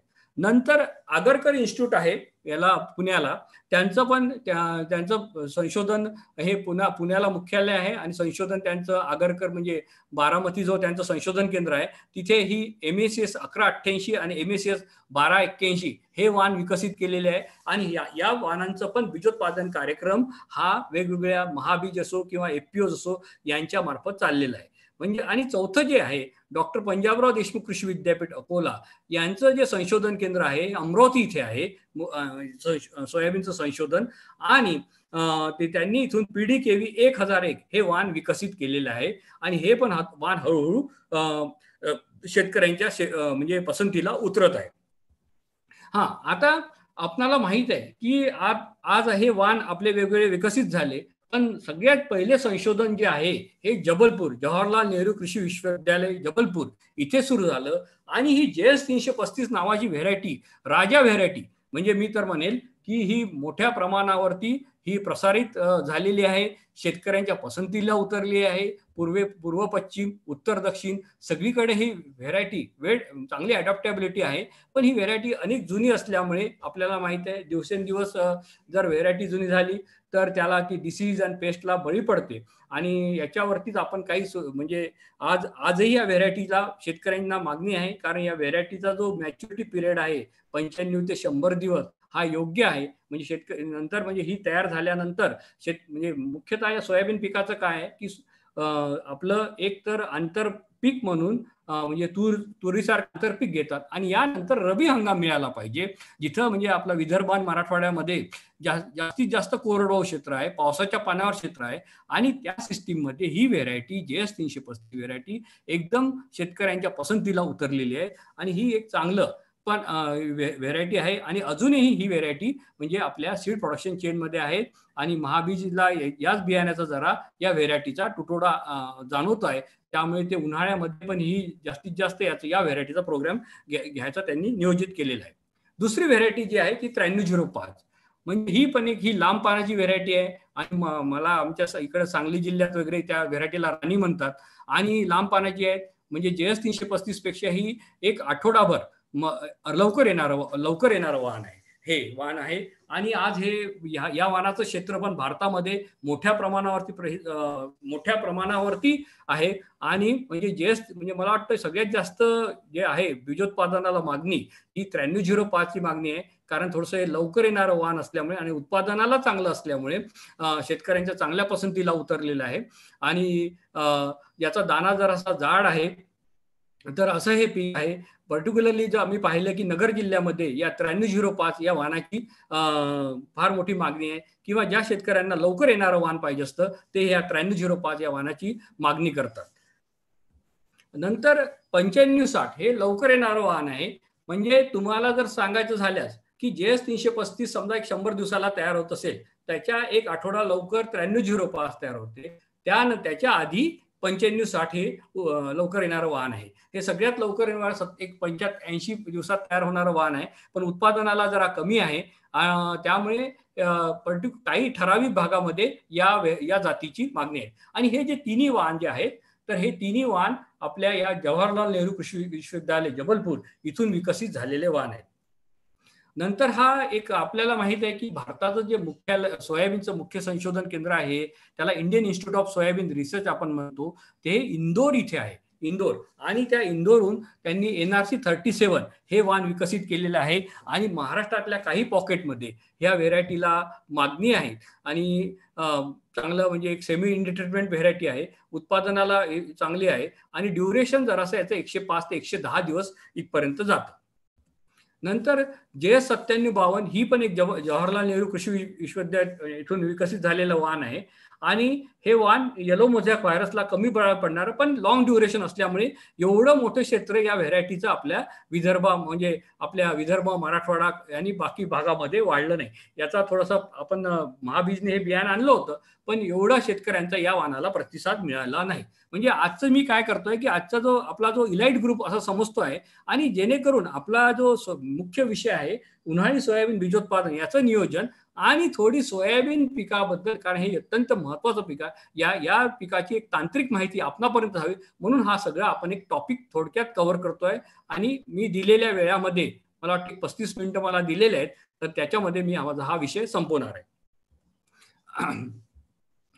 हे जे वाहन आहे NRC 7 हे लवकर येणारं वाहन आहे. आणि हे इंदोर इथून म्हणजे Indian institute of soybean research यांनी इथून प्रसारित झालेलं आहे. आणि याचं म्हणजे काही थोडक्यात थोड्याफार प्रमाणावरती लवकर येणारा आणि उत्पादनाला कमी असल्यामुळे ठराविक पॉकेटमध्येच या व्हेरायटीची लागवड होते. नंतर आता हे GS 20-29 हे वाण आलेले आहेत. म्हणजे काय झालेलं आहे की आज आपल्याला माहित आहे या बदलत्या वातावरणानुसार आज वातावरण किती बदललेलं आहे. मला वाटतं की आपल्याला आता एवढा हिवाळा आहे पण गरमी होत आहे, म्हणजे वातावरणामध्ये एवढा बदल आहे. म्हणजे आपण कधी कधी हिवाळा, उन्हाळा आणि पावसाळा एका दिवसामध्ये, एका आठवड्यामध्ये हे सगळं अनुभवतो. तर अशा बदलत्या वातावरणाचा परिणाम हा या सोयाबीन पिकाला पण होतोय. आणि आपणाला माहित असेल की आज आपल्या 15 जूनला पेरण्या व्हायच्या लवकरात लवकर, आज जुलैमध्ये म्हणजे पाऊसमान जवळजवळ 1 महिना लांबलेला आहे. आणि त्यामुळे काय झालेलं आहे, रस शोषणाऱ्या किडीचा प्रादुर्भाव वाढलेला आहे. आणि त्याच्यामुळे काय झालं की आज जो येलो मोझॅक व्हायरस नव्हता, म्हणजे मी 2005 पासून कृषी संशोधन केंद्र कसबे डिग्रज इथे संशोधनाचं काम करतोय, तर मला येलो मोझॅक व्हायरस हा दिसला नाही. पण या मागील 2-3 वर्षांपासून मला हा येलो मोझॅक व्हायरस हा आपल्या भागातही दिसतोय. तर हा कशामुळे होतोय की पांढरी माशी, रस शोषणाऱ्या किडीचा प्रादुर्भाव वाढला की हा येतो. तर त्याच्यासाठी या जवाहरलाल नेहरू कृषी विश्वविद्यालयाने GS 20-29 हे वाण आपलं याच्यामध्ये संशोधित केलेलं आहे. आणि या येलो मोझॅक व्हायरस आणि मूळकूज या रोगासाठी, या रोगाला कमी बळी पडणार असं हे वाण आहे. आणि आज याचं मला वाटतं बियाण्या मंडळांनी पण काय यांना थोडंसं बियाण्याचं बीजोत्पादन कार्यक्रम यांनी या पिकाचा घेतलेला आहे. नंतर 20-34 हे जे आहे हे वाण जे आहे हे मीडियम म्हणजे एक 90 दिवसाचं लवकर येणारं वाण आहे. म्हणजे 95-60ला म्हणजे पर्यायी वाण हे असं एक विकसित केलेलं वाण आहे. आणि गर्डल बिटरला आणि खोड माशीला हे कमी पडणार आहे की असं हे नवीन वाण आहे. आणि याचं म्हणजे एक अर्ली ड्युरेशन असल्यामुळे 85 दिवस ड्युरेशन असल्यामुळे याचं उत्पादन एक थोडंसं लिमिटेड असतं. आणि ज्या शेतकऱ्यांना एक लवकर येणारी व्हेरायटी पाहिजे तर अशी ही व्हेरायटी म्हणजे GS 95-60ला पर्यायी वाण म्हणून हे 20-34 वाण विकसित केलेलं आहे. आणि सेंट्रल इंडिया म्हणजे आपला जो आहे विदर्भ, मराठवाडा या भागासाठी या वाणाची शिफारस केलेली आहे. NRC 86 हे वाण आहे. हे पण आपलं इथून इंदोरहून विकसित झालेलं आहे. आणि याच्यामध्ये जे आहे चारकोल रॉट आणि याच्यामध्ये कॉलर रॉटला आणि गर्डल बिटर स्टेम फ्लायला हे कमी बळी पडणार असं वाण आहे. आणि याचं पण मध्य प्रदेशात आणि सेंट्रल इंडियामध्ये या वाणाचं वेगवेगळे म्हणजे क्षेत्र थोड्याफार प्रमाणावर आहे. नंतर आता येऊया आपण ही MES 158 वाण हे मराठवाडा कृषी विद्यापीठाने विकसित केलेलं आहे. महाबीजनी याचा मोठा कार्यक्रम म्हणजे एक घेत असतं. बऱ्याचपैकी शेतकऱ्यांना हे पसंतीला चांगलं असं वाण आहे आलेलं याचं वाण. आणि याची मॅच्युरिटी जी आहे ही एक 100 दिवसापर्यंत अशी मॅच्युरिटी आहे. आणि एक म्हणजे जिथं म्हणजे कोरडवाहू भागामध्ये एक चांगलं वाण असं एक या GS 335 किंवा 9305 याला एक पर्यायी वाण म्हणून असं हे वाण आलेलं आहे. त्यानंतर MES 162 हे वाण जे आहे तर हे वाण पण आपल्याला एक म्हणजे जवळजवळ 100 ते 105 दिवसात तयार होणारं वाण आहे. आणि याचं पण 162 या वाणाचं जे आपल्याला म्हणजे GS 300 म्हणजे जे मोठ्या प्रमाणावरती क्षेत्र GS 335 आणि 9305 आहे याला पर्यायी वाण म्हणून आपण हे वाण विकसित आलेलं आहे. आणि आज या महाराष्ट्रामध्ये पण या MES 162 या वाणाखाली म्हणजे चांगली क्षेत्र याच्यामध्ये आहे. आणि याच्याबद्दल महत्वाचं कॅरेक्टर म्हणजे हा असा उभाट वाढणारं वाण आहे. आणि आपण ह्याचं म्हणजे मेकॅनिकल हार्वेस्टिंग या वाणाचं करू शकतो, कारण याच्या ज्या शेंगा आहेत या जवळजवळ 1 फुटाच्या वरती लागतात. आणि त्या दृष्टीने मेकॅनिकल हार्वेस्टिंगसाठी हे वाण अत्यंत चांगलं आहे. नंतर हे MECS 1188 हे वाण आगरकर इन्स्टिट्यूटने विकसित केलेलं आहे. आणि ह्याचं शिफारस आपल्या दक्षिण भारतासाठी याची शिफारस आहे. थोडं लेट आहे. याला इरिगेशनची चांगली सोय असली तर चांगलं उत्पादन देणारं हे वाण आहे. आता आपण इथे येऊया की जो आपला म्हणजे महाराष्ट्रामध्ये आपण म्हणजे असे 2 भाग मुख्यतः प्रामुख्याने पाडतो लागवडीखाली. त्याच्यामध्ये की एक तांबेरा प्रभावित भाग आणि एक तांबेरा विहिरीत भाग. तर तो तांबेरा विहिरीत भाग म्हणजे आपले कोल्हापूर विभाग सोडून म्हणजे विदर्भ, मराठवाडा आणि पुण्यापासूनचा पुढचा भाग हा तांबेरा, म्हणजे इथं सोयाबीन पिकावरती तांबेरा रोग येत नाही.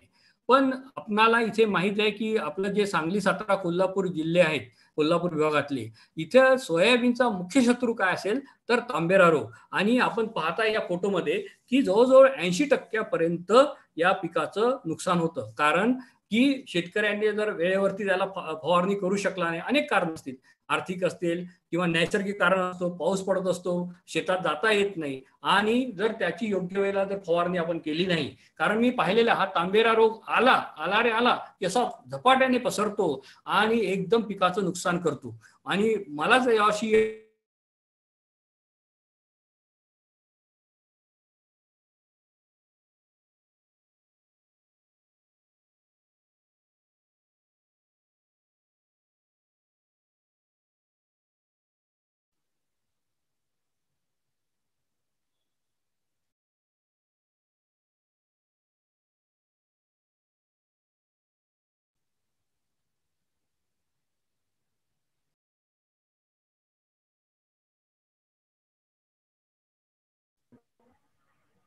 महेश सर.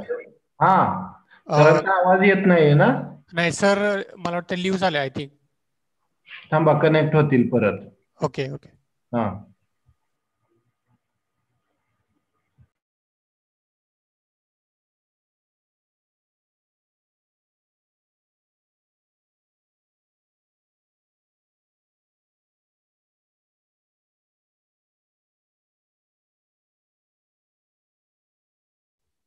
सर अनम्यूट करा, अनम्यूट करा.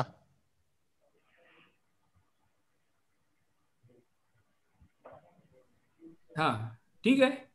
हा बोला सर. बोला बोला सर. ठीक.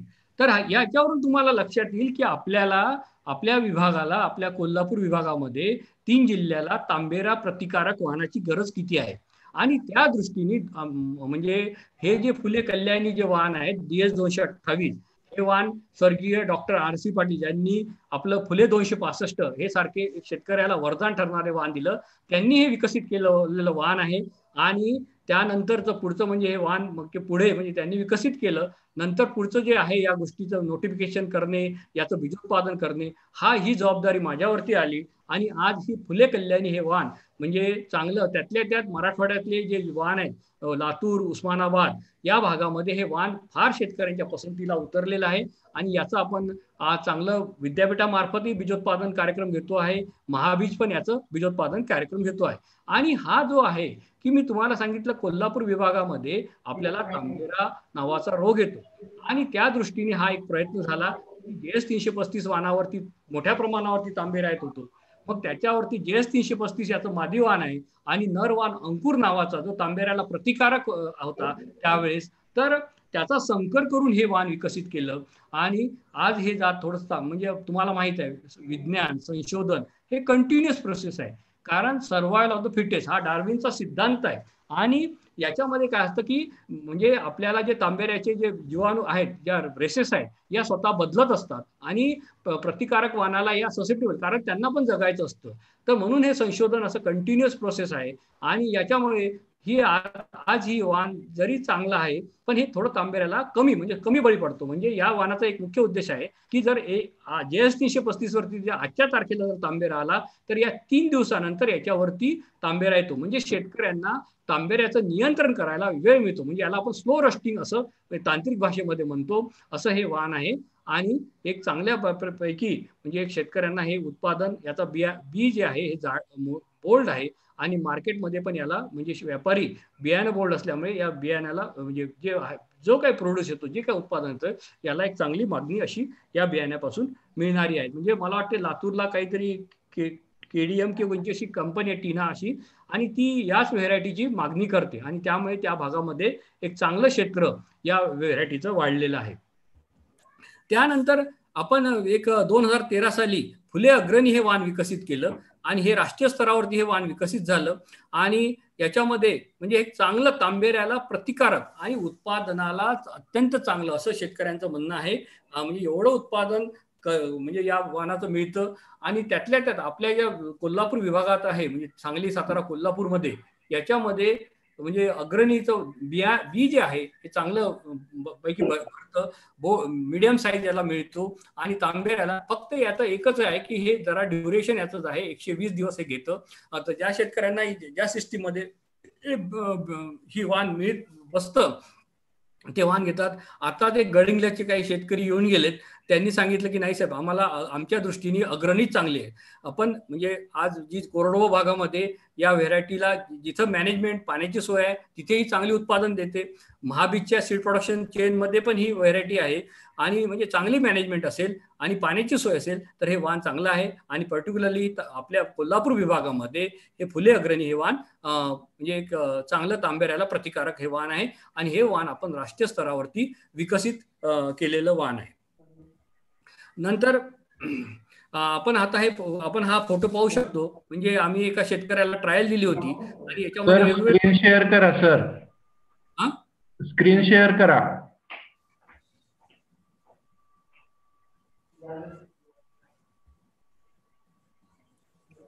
माझ्या इथं दिसतंय.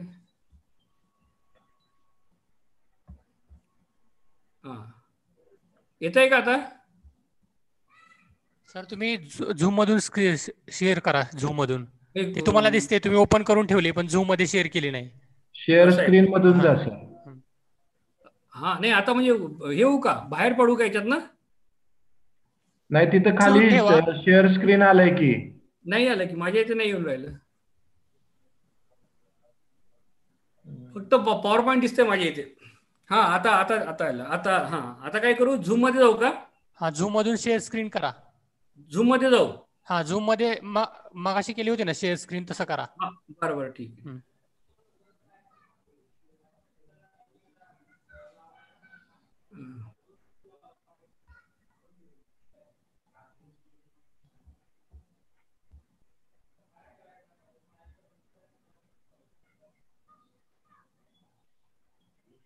बाहेर असं करतो नाही लिव्ह करून वापस येतो.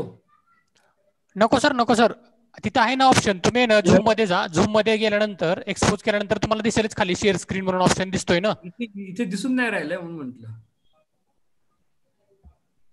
एक मिनिट.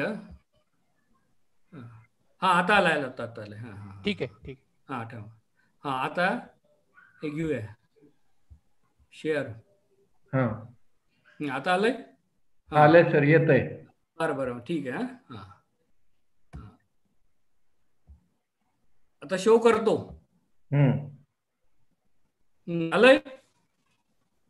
आलं का? थांबा सर. डबल क्लिक करा. ते आलं. आता हा आलं सर आलं. बरं. हा करा सुरू सर.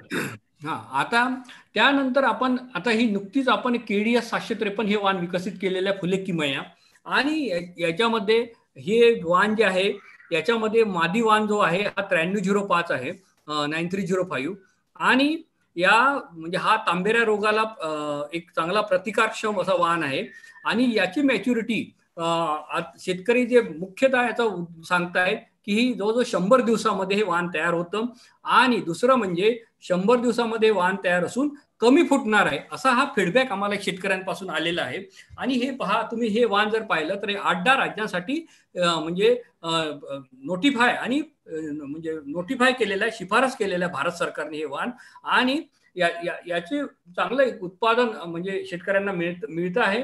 आणि आपण आता पाहतोय की महाबीजने पण जवळजवळ यावर्षी मला वाटते 50-60 क्विंटल बियाणे याचं घेतलेलं आहे ब्रीडर सीड आणि उन्हाळ्यामध्ये याचं उस्मानाबाद भागामध्ये या व्हेरायटीचं बीजोत्पादन कार्यक्रम महाबीज राबवतो आहे.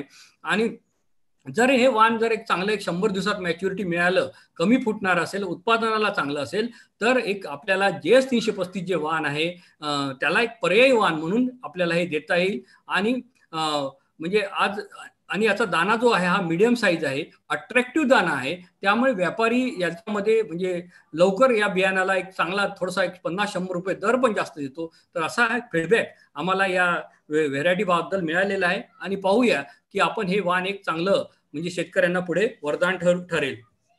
नंतर आपल्याला आता माहित आहे की आज म्हणजे सगळे सांगतायत की महाराष्ट्रात मधनं फुले संगम म्हणजे आता या फुले संगम हे नाव ठेवायचं म्हणजे दोन होतं की आमच्या सांगलीपाशी नरसोबाच्या वाडीला कृष्णेचा आणि पंचगंगेचा संगम आहे तो आहे. नंतर दृष्टीच्या मधात हे संशोधन केंद्र आहे म्हणून हा एक संगम या व्हेरायटीचं असं नाव ठेवलेलं आहे फुले संगम.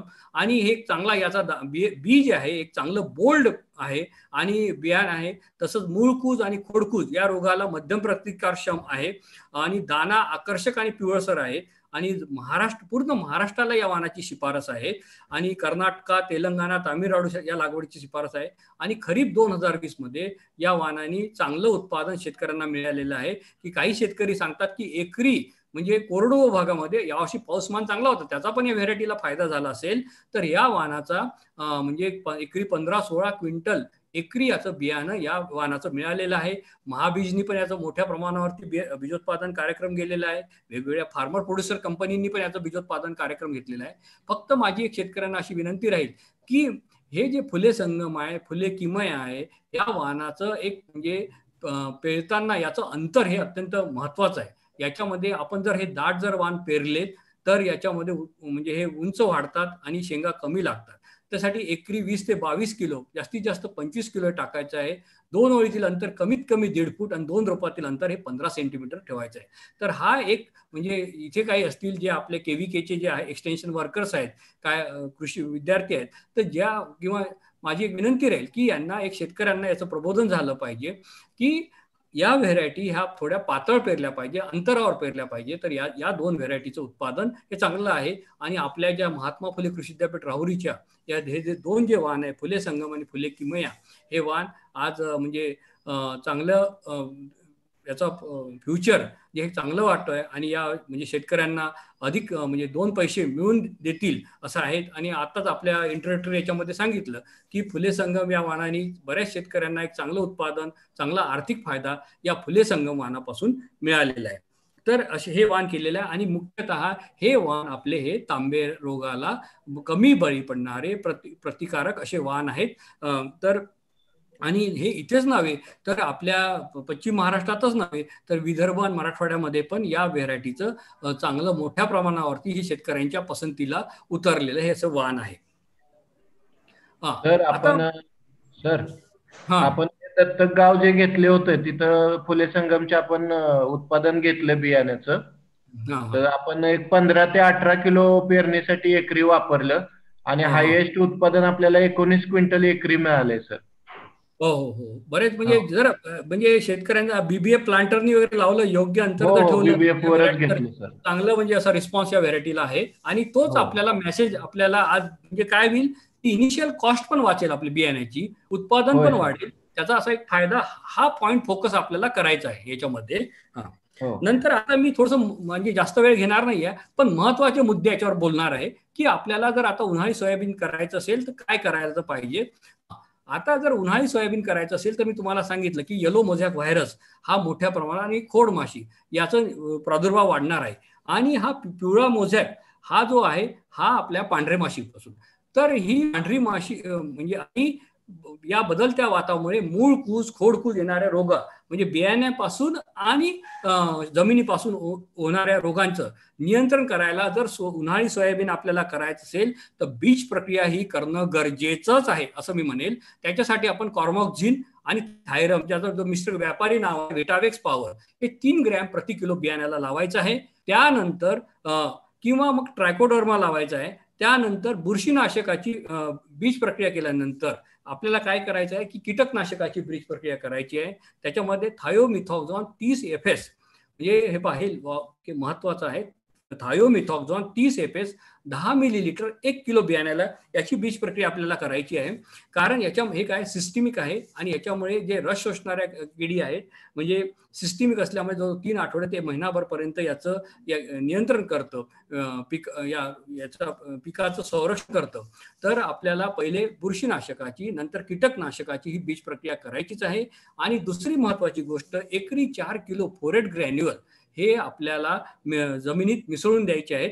म्हणजे याच्यामुळे काय होईल पांढरी माशी बीज प्रक्रियामुळे पांढरी माशी खोडमाशी आणि या ग्रॅन्युलमुळे खोडमाशी याचं हे नियंत्रण करतं. ही स्लाइड अत्यंत महत्वाची आहे आणि मी प्रत्येक ठिकाणी आजपर्यंत जिथपर्यंत माझी काही चर्चा झालेल्या आहेत, काही लेक्चर झाले, तर त्याच्यामध्ये हेच सांगितलेलं आहे की आपल्याला आपलं नियोजन हे फार अत्यंत महत्वाचं आहे आणि त्या नियोजनामध्ये सोयाबीनच्या पिकामध्ये बीज प्रक्रिया ही जी शिफारस केलेली बीज प्रक्रिया आहे ही विद्यापीठामार्फत ते ही करणं गरजेचं आहे.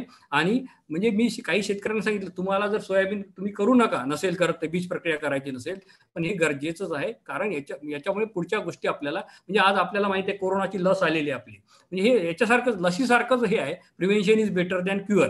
तर असं हे आज आपल्याला हा मेसेज आपल्याला अनेक शेतकऱ्यापर्यंत बीजोत्पादन शेतकऱ्यापर्यंत जाणं अत्यंत आवश्यक आहे. आताच नव्हे, उन्हाळ्यातच नव्हे, पुढील खरीप हंगामात पण ही बीज शिफारस केलेली बीज प्रक्रिया ही शेतकऱ्यांनी अवलंबणं गरजेचं आहे. आता आपल्याला माहिती आहे की आता याच्यावरती आपण जास्त बोलू नये. खरीपामध्ये या सोयाबीन पट्टा पद्धत आहे, म्हणजे BBF प्लांटरचं आहे. माननीय आपले जे सचिव साहेब आहेत एकनाथजी डवले सर, तर यांचा पण फार मोठा जोर आहे याच्यावरती की या BBF प्लांटरनी प्लांटिंग व्हावं आणि याच्यामुळे बियाणं कमी लागेल, झाडाची संख्या योग्य राहील आणि त्यामुळे आणि उत्पादनात वाढ होईल. तर आणि त्यातल्या त्यात आपल्या ज्या व्हेरायटीज आहे, फुले संगम आहे, फुले किमया, या अशा पद्धतीला एक चांगलं असं रिस्पॉन्स देत आहेत. आपण पाहतोय की याचा फायदा असा आहे की एक्सेस वॉटर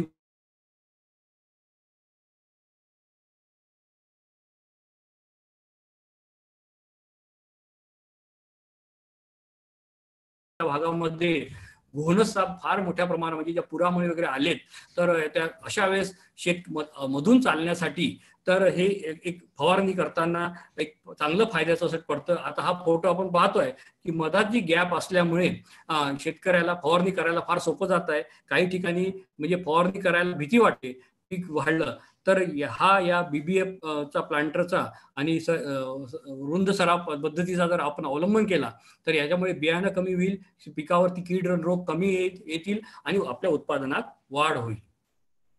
नंतर या पिकाचं म्हणजे मुख्य वरदान म्हणजे या पिकावरती चांगले विडीसाइड्स आपल्या ह्या उपलब्ध आहेत आणि याच्या आपल्याला माहिती आहे की पेंड्यामेथ्लिन उगवणपूर्व पण आहेत आणि उगवणी नंतरचे पण आहेत आणि हे वेगवेगळ्या याच्यामध्ये उपलब्ध आहेत. आणि हा एक टेबल मी जरा दिलेला आहे, वाटल्यास मी आपल्याला हा टेबल तुम्ही शेअर करा की याच्यामध्ये 10 लिटरला म्हणजे शेतकऱ्यांचा मला प्रश्न असतो, साहेब प्रमाण सांगा आम्हाला, हे आम्ही आणलेलं आहे याचं प्रमाण. तर मी हा जो तिसरा कॉलम जो आहे म्हणजे चौथा कॉलम मात्रा 10 लिटर पाण्याला केव्हा किती लागेल तर याचं पण याच्यामध्ये याचं टेक्निकल नाव आणि हे दिलेलं आहे आणि इथे केव्हा आणि कसे वापरावे हे पण डिटेल दिलेलं आहे. आता याच्यावरती आता जास्त चर्चा करायला नको कारण की असं आहे आणि माझा फोन नंबर मी शेवटी देणारच आहे, तर आपण त्यावेळेस म्हणजे विचारू शकता आपल्याला की कोणतं विडीसाइड तुमच्याकडे उपलब्ध आहे त्या भागामध्ये आणि त्याचं प्रमाण काय राहील कसं राहील त्याच्यावरती आपण हे करू. तर पण या पिकामध्ये एक चांगलं आहे की तणनाशक एक पूर्व म्हणजे प्री इमर्जन्स आणि पोस्ट इमर्जन्स हे चांगल्या मोठ्या प्रमाणावरती उपलब्ध आहेत. जवळजवळ 16 तणनाशक हे या पिकामध्ये उपलब्ध आहेत आणि हे सगळे या सोयाबीन पिकाला लेबल क्लेम आहे. हे महत्वाचं म्हणजे शिफारस केलेले हे तणनाशक आहेत.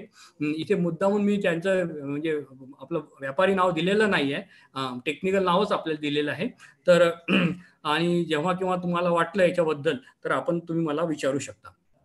आता थोडक्यात म्हणजे या पिकाला खत व्यवस्थापन, तर या पिकाला आपला जी शिफारस केलेली 50 किलो नंतर 75 किलो स्फुरद आणि 45 किलो पालाश ही आपली विद्यापीठाची शिफारस आहे आपल्या याच्यामध्ये. आणि म्हणजे सहसा आम्ही सांगतो की तुम्ही सिंगल सुपर फॉस्फेट मार्फत जर या पिकाला जर स्फुरद दिलं तर याच्यातनं आपल्याला सल्फर पण मिळतं आणि ही जी शिफारस आहे ही पेरणीच्या वेळेसच आपल्याला खतं द्यायची आहेत. इकडं काही अशी सिस्टीम होती की 15 दिवसानंतर युरियाचा डोस वगैरे द्यायचा, पण नाही, आम्ही सांगितलं शेतकऱ्यांना की तुम्ही जे काही खतं या सोयाबीन पिकाला द्यायचे आहेत ते पेरणीच्या वेळेसच द्यायचे आहेत आणि 50, 75 आणि 45 किलो हा प्रति हेक्टरी डोस आहे.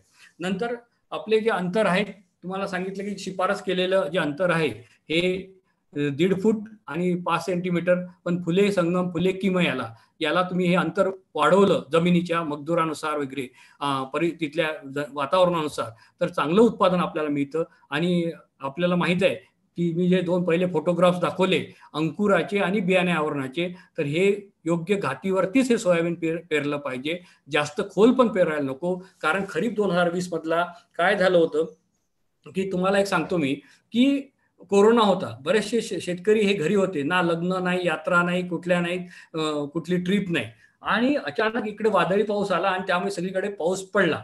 आणि या पाऊस पडल्यामुळे शेतकऱ्यांना काय वाटलं की या ओलीचा फायदा आपण घ्यावा, आणि त्या वादळी पावसावरती शेतकऱ्यांनी घाई केली पेरणीची. आणि तिकडं म्हणजे पर्टिक्युलरली कोरडू भागामध्ये हा जो पेरणीचा विंडो असतो हा फार शॉर्ट असतो, म्हणजे ठराविक वेळेतच ती पेरणी करायची असते. आणि त्यामुळे काय झालं की त्या ट्रॅक्टर ज्या ड्रिल्स वगैरे होत्या रात्री पण पेरण्या केल्या, आणि बियाणं पण जरी चांगलं बियाणं होतं खोल टाकल्या गेलं किंवा आणि त्याच्यामुळे याचा उगवणीवरती हा एक परिणाम झाला. हा पण एक त्या म्हणजे मागे जे उगवण शक्ती जी कमी आली त्याचं एक मुख्य आहे. त्यासाठी आपण योग्य खोलीवरतीच हे बियाणं टाकायला पाहिजे, आणि याचं तांत्रिक कारण मी तुम्हाला सांगितलेलं आहे.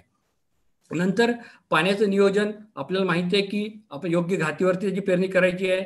जानेवारी फेब्रुवारी महिन्यात आपल्याला 10 ते 12 दिवसाच्या अंतराने पाणी द्यायचं आहे, आणि मार्च आणि एप्रिल महिन्यात 8 ते 10 दिवसांनी पाणी द्यायचं आहे. आणि महत्वाची स्टेज म्हणजे आपल्याला सोयाबीनची रोप अवस्था, फुलोऱ्याची, शेंगा भरण्याची आणि दाणे भरण्याची अवस्था या संवेदनशील आहे. तर याच्यामध्ये आपण याला पाण्याचा ताण पडू देऊ नये, आणि त्यातल्या त्या जमिनीच्या मगदोरानुसार आपल्या तिथल्या वातावरणानुसार आपण पाण्याचं नियोजन करणं गरजेचं आहे. आणि काय स्प्रिंकलर वगैरे असतील याचा इफेक्ट चांगला होणार आहे.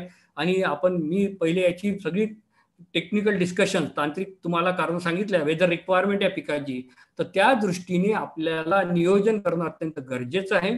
आणि पाण्याची नियोजन त्यातल्या त्यात आपल्याला ह्युमिडिटी मेंटेन करून, कारण सोयाबीन पिकाला ह्युमिडिटी फार चांगली लागते, म्हणजे त्यातल्या त्यात फुलोऱ्याच्या वेळेस चांगली आर्द्रता जर असेल तर याचं परागीभवन चांगलं होतं आणि दाण्याची संख्या याच्यामुळे वाढतं.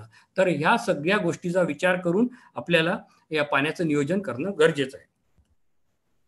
आता प्रमुख कीड आहेत, याच्यावरती जास्त काही आता आपण बोलायला नको, फक्त थोडक्यात मी याच्यावरती एक हे टाकणार आहे की चक्रीभुंगा, खोडमाशी आहेत पाने खाणाऱ्यामध्ये, तंबाखूवरील पाने खाणारी हेवी बोंडअळी, उंटअळ्या आणि पाने गुंडाळणारी, आणि पांढरी माशी, तुडतुडे, हुमणी आणि गोगलगाय या इतर किडी आहेत. तर आपल्याला आता थोडंसं पांढरी माशीवरती आपण थोडं जास्त बोलणार आहे. फक्त या ज्या कीड आहेत याचे फोटोग्राफ मी तुम्हाला फक्त दाखवणार आहेत. तर ही तंबाखूवरील पाने खाणारी अळी आहे, आणि हे आपल्याला माहित आहे स्पोडोप्टेरा, आणि हा किती आपण म्हणजे कधी कधी मोठ्या प्रमाणावरती, मला वाटतं एकदा 2-3 वर्षापूर्वी सातारा जिल्ह्यामध्ये फार मोठा या अळीचा प्रादुर्भाव झाला होता. म्हणजे फुलोरा पण यांनी खाऊन घेतला, अळ्या आणि शेंगा पण अळ्यांनी खाऊन घेतल्या होत्या, आणि म्हणजे बियाणं शेंगा लागल्या नाहीत असं बऱ्याचशा तक्रारी आल्या होत्या. तर या अळीचं आपल्याला म्हणजे ही अळी आहे याचं योग्य वेळेला आपण नियंत्रण करणं गरजेचं आहे. नंतर ही हिरवी उंटअळी आहे, आणि ही केसाळ अळीचा एक पतंग आहे. ही केसाळ अळी असा असतो, आणि हे जे असे आपल्याला दिसले असं पानाखाली जर अळ्याचा बुचका दिसला तर तो उपटून एकदम डिस्ट्रॉय करणं, म्हणजे त्याला नायनाट करणं, हेच अत्यंत एक चांगलं प्रभावी उपाय आहे. याच्यावरती वेगवेगळे केमिकल म्हणजे इन्सेक्टिसाइड्स उपलब्ध आहेत. नंतर ही पाने पोखरणारी अळी आहे, ही दिसते तुम्हाला, ही एक. नंतर चक्रभुंगा गर्डल बिटल याला आपण म्हणतो. तर हा बिटल असतो हा, आणि याचं हे मुख्य लक्षण म्हणजे असे 2 प्रकारचे राऊंड गर्डल असे दिसतात, आणि पुढं पान असं वाढलं जातं. हे मुख्य लक्षण याचे असतात या गर्डल बिटेलचे. म्हणजे मला तरी आपल्या इथे एवढा मोठ्या प्रमाणावर म्हणजे सांगली, सातारा, कोल्हापूर या भागामध्ये या गर्डल बिटलचा एवढा प्रादुर्भाव नसतो आपल्याला. पण नंतर ही खोडमाशी आहे, आणि ह्या खोडमाशी ही अत्यंत म्हणजे सगळीकडेच महाराष्ट्रामध्ये एक मोठा आहे. आणि या अळीचं काय, या खोडमाशीचं कसं आहे, ही पेरणी केल्यानंतर एक 8 ते 10 दिवसातच ती याच्यामधनं स्टेममधनं आत चालली जाते, आणि पुढेही असं टनेल करत जाते. आणि या टनेल केल्यामुळे काय होतं की याच्यामुळे जे मुळाद्वारे शोषणारं अन्नद्रव्य आहे हे आपल्या याच्यापर्यंत योग्य प्रमाणात शेंगांना पोचत नाही, आणि दाना बारीक पडतो. हे इथे दाखवलेलं आहे कसं टनेलिंग यांनी केलेलं आहे. आणि जवळजवळ उत्पादनात एक 15-20% घट होते याच्यामुळे खोडमाशीचं. आणि या खोडमाशीसाठी आपल्याला योग्य नियंत्रण करणं गरजेचं आहे. हे पाहता हे दिसतोय आपल्याला. आता महत्वाचं म्हणजे आता या उन्हाळ्यासाठी आपल्याला जसं आपण बीज प्रक्रियावरती चर्चा केली तसंच याच्यामध्ये आपल्याला या खोड माशी आणि पांढरी माशीचं नियंत्रण करायचं आहे. तर आपल्याला म्हणजे एक या निंबोळी अर्काचा 5% निंबोळीचा 30 मिली 10 लिटर पाण्यानंतर 20 आणि 30 दिवसांनी याची फवारणी करणं गरजेचंच आहे. कारण काय होईल, याच्यामुळे रिपलंट हे ऍक्शन होईल आणि जी आपल्याला म्हणजे जी प्रादुर्भाव मी तुम्हाला सांगितलं खोड माशी ही एक 8 ते 10 दिवसातच ती याच्या खोडात चालली जाते. तर त्याच्यासाठी आपल्याला हे 15 दिवसाच्या आत या निंबोळी अर्काचा फवारणी करायचा गरजेचं आहे.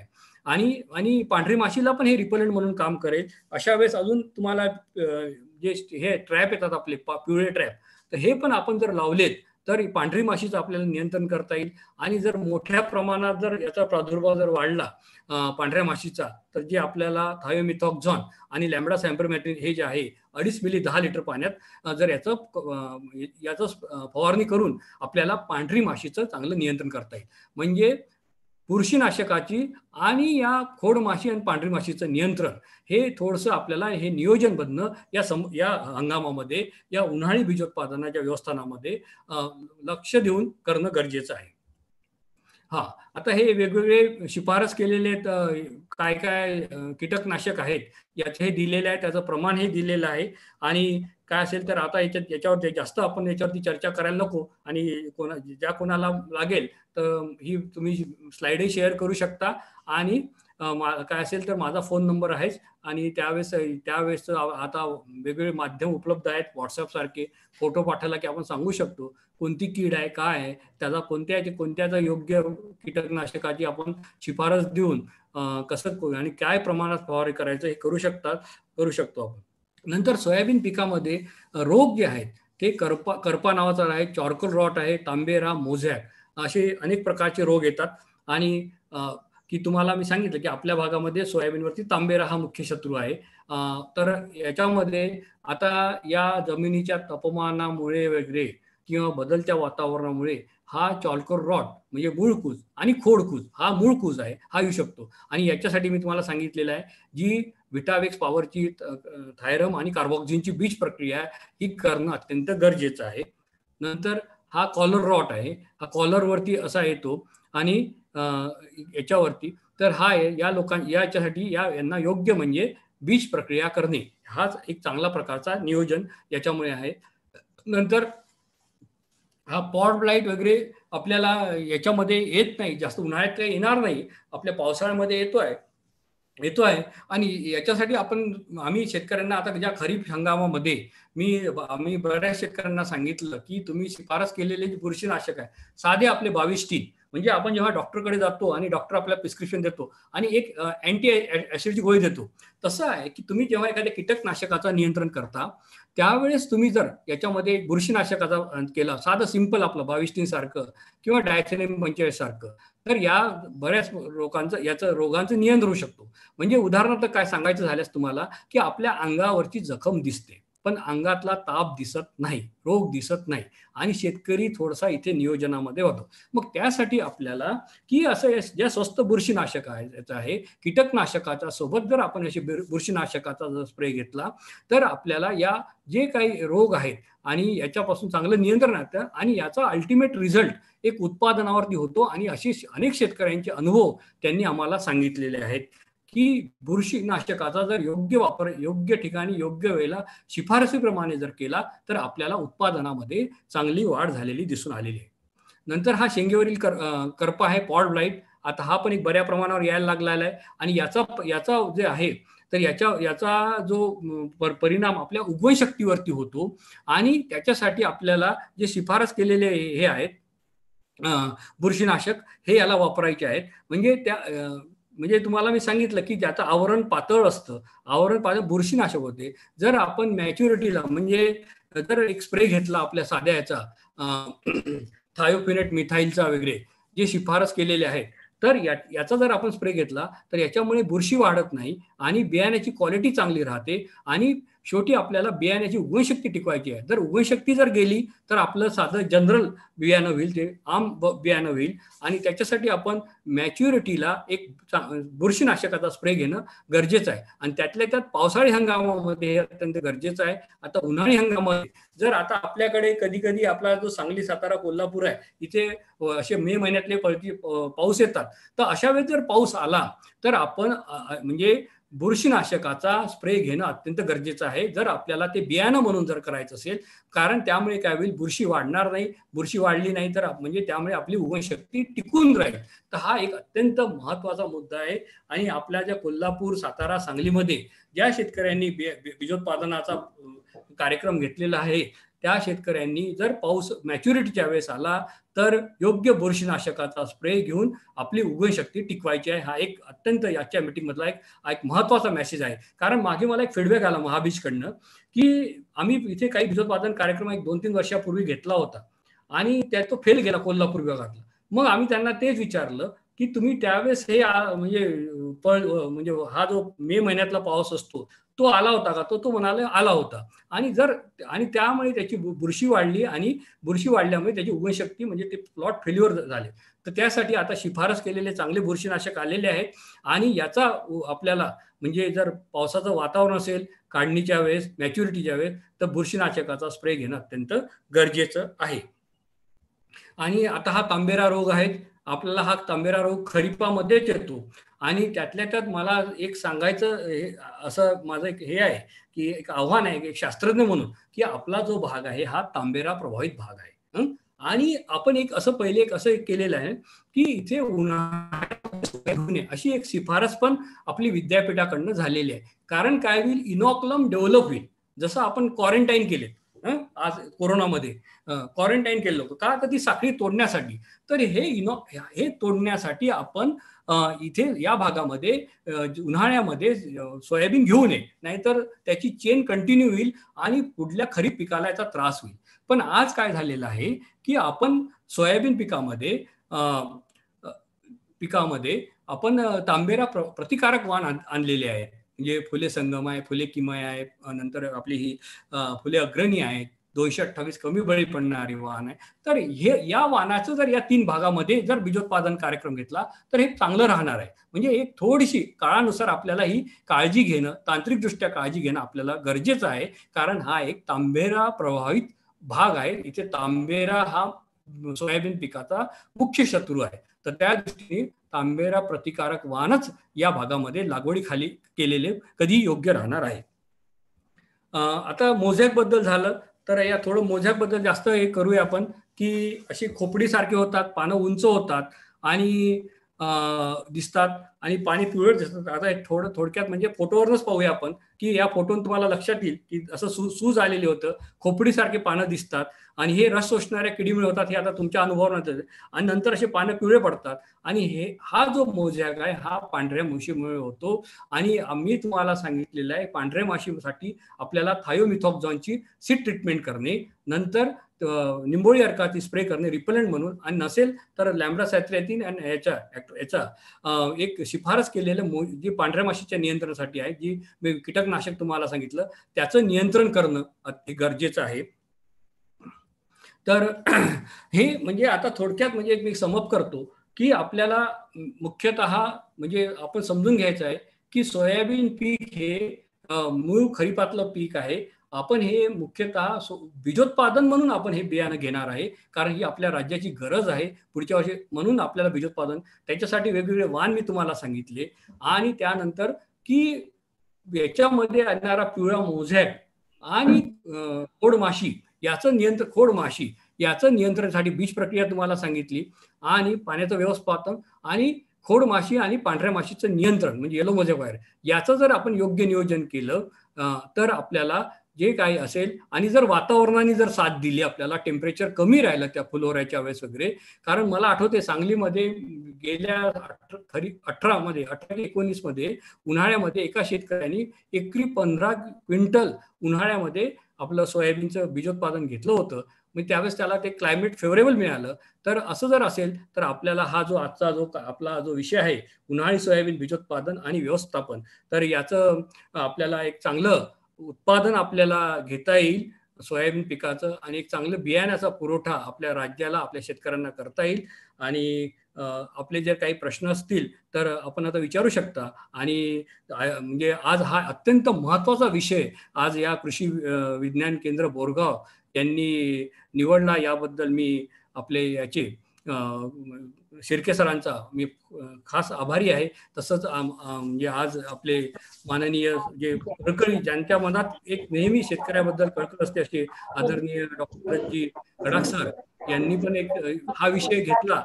कारण मधात मी 2-3 दिवसापूर्वी राहुरीला जाऊन बियाणं टॅग करून आपण ते बियाणं शेतकऱ्यांना म्हणजे महाबीजला वगैरे दिलेलं आहे. तर याच्याबद्दलही त्यांची म्हणजे जी परिस्थितीनुसार जी ऍक्शन घ्यायची आहे तर ती त्यांनी योग्य वेळेला कारवाई करून आज या विषयाला एक चांगलं मार्गदर्शन शेतकऱ्यांना पोहोचणं गरजेचं आहे. तर या माध्यमातून आपण आज एक चांगलं आणि चांगले मी मगाशी पाहिलं 60 पर्यंत पार्टिसिपंट होते, एक चांगली उपस्थिती आहे. तर हे एवढं बोलून मी माझे 2 शब्द संपवतो आणि पुन्हा एकदा सगळ्यांचे आभार मानतो की आपण एवढं मोठं शांततेने ऐकून घेतलं आणि जे महत्त्वाचे मुद्दे होते त्यावरच मी भर दिलेला आहे. तर याच्या म्हणजे तर आपले काही प्रश्न असतील तर आपण विचारू शकता आणि यानंतरही काय असलं तर मोबाईल नंबर माझा आहे, व्हॉट्सअप नंबरही हा आहे आणि माझ्या माहितीनुसार तरी मी शेतकऱ्यांना म्हणजे 24 तास उपलब्ध असतो. बस घरी म्हणजे माझं बायकोशी भांडण होण्याचं मेन कारण म्हणजे की बस हेच मोबाईल फोन तर आहे. पण याच्यातनं एक वेगळ्या प्रकारचा एक आनंद माणसाला एक समाधान मिळत असतं आणि माझ्या परीने जेवढं काही असेल सेवा आज या शेतकऱ्यांची आपल्याला करता येईल तेवढे मी माझा प्रयत्न करतो. आणि आपल्या सगळ्यांचं म्हणजे संशोधन केंद्रातल्या सगळ्या सहकाऱ्यांचं किंवा विद्यापीठातल्या अधिकाऱ्यांचं आपल्या KVK सगळ्यांचं एक सहकार्य आपण एक चांगलं काम असं आपल्या विद्यापीठाचं नाव एक आपण म्हणजे एलिव्हेट करू शकतो. तर हे एक चांगलं चाललेलं आहे. सोयाबीन एक महत्वाचं पीक आहे आणि एवढे 2 शब्द बोलून माझे माझं हे धन्यवाद सर. शेअर स्क्रीन स्टॉप करा सर. Share screen. धन्यवाद सर. काही शेतकरी बंधूंना आपले प्रश्न असतील तर कृपया आपण डॉक्टर देशमुख सरांना विचारू शकता. तसेच त्यांनी आपला मोबाईल नंबर स्क्रीनवर आणि आपल्या चॅट बॉक्समध्ये आम्ही टाकलेला आहे. तर कृपया काही शेतकऱ्यांना जर शंका असेल तर सध्या ते अनम्यूट करून सरांना डायरेक्ट प्रश्न विचारू शकता. सर नमस्कार. हा नमस्कार, बोला काळे. हा सर, आपलं योगदान सोयाबीन पिकामध्ये तर या 2 व्हरायटी फुले किमिया आणि फुले संगम यामध्ये क्रांती करणारच आहे, त्यात काही शंकाच नाही. आणि खूप मोठ्या प्रमाणात ह्या 2 व्हरायटीमुळे बदल होणार आहे. महाराष्ट्रामध्ये तर होणारच आहे, परंतु देशालाही एक मार्गदर्शन ठरणार आहे. सर आमची अशी एक विनंती आहे की आम्हाला KVK बोरगाव यांच्याकडे जर आम्हाला फाउंडेशन सीड या दोन्ही व्हरायटीचं खरीपाला मिळालं तर खूप आम्ही आपले आभारी राहीन. आपण जरूर आहे, आपल्याकडे फाउंडेशन आपण सीड तयार केलेलं आहे. आपण ब्रीडर तर आपण यावर्षी दिलंच, म्हणजे आता उन्हाळ्यासाठी आपण दिलेलं आहे ब्रीडर सीड.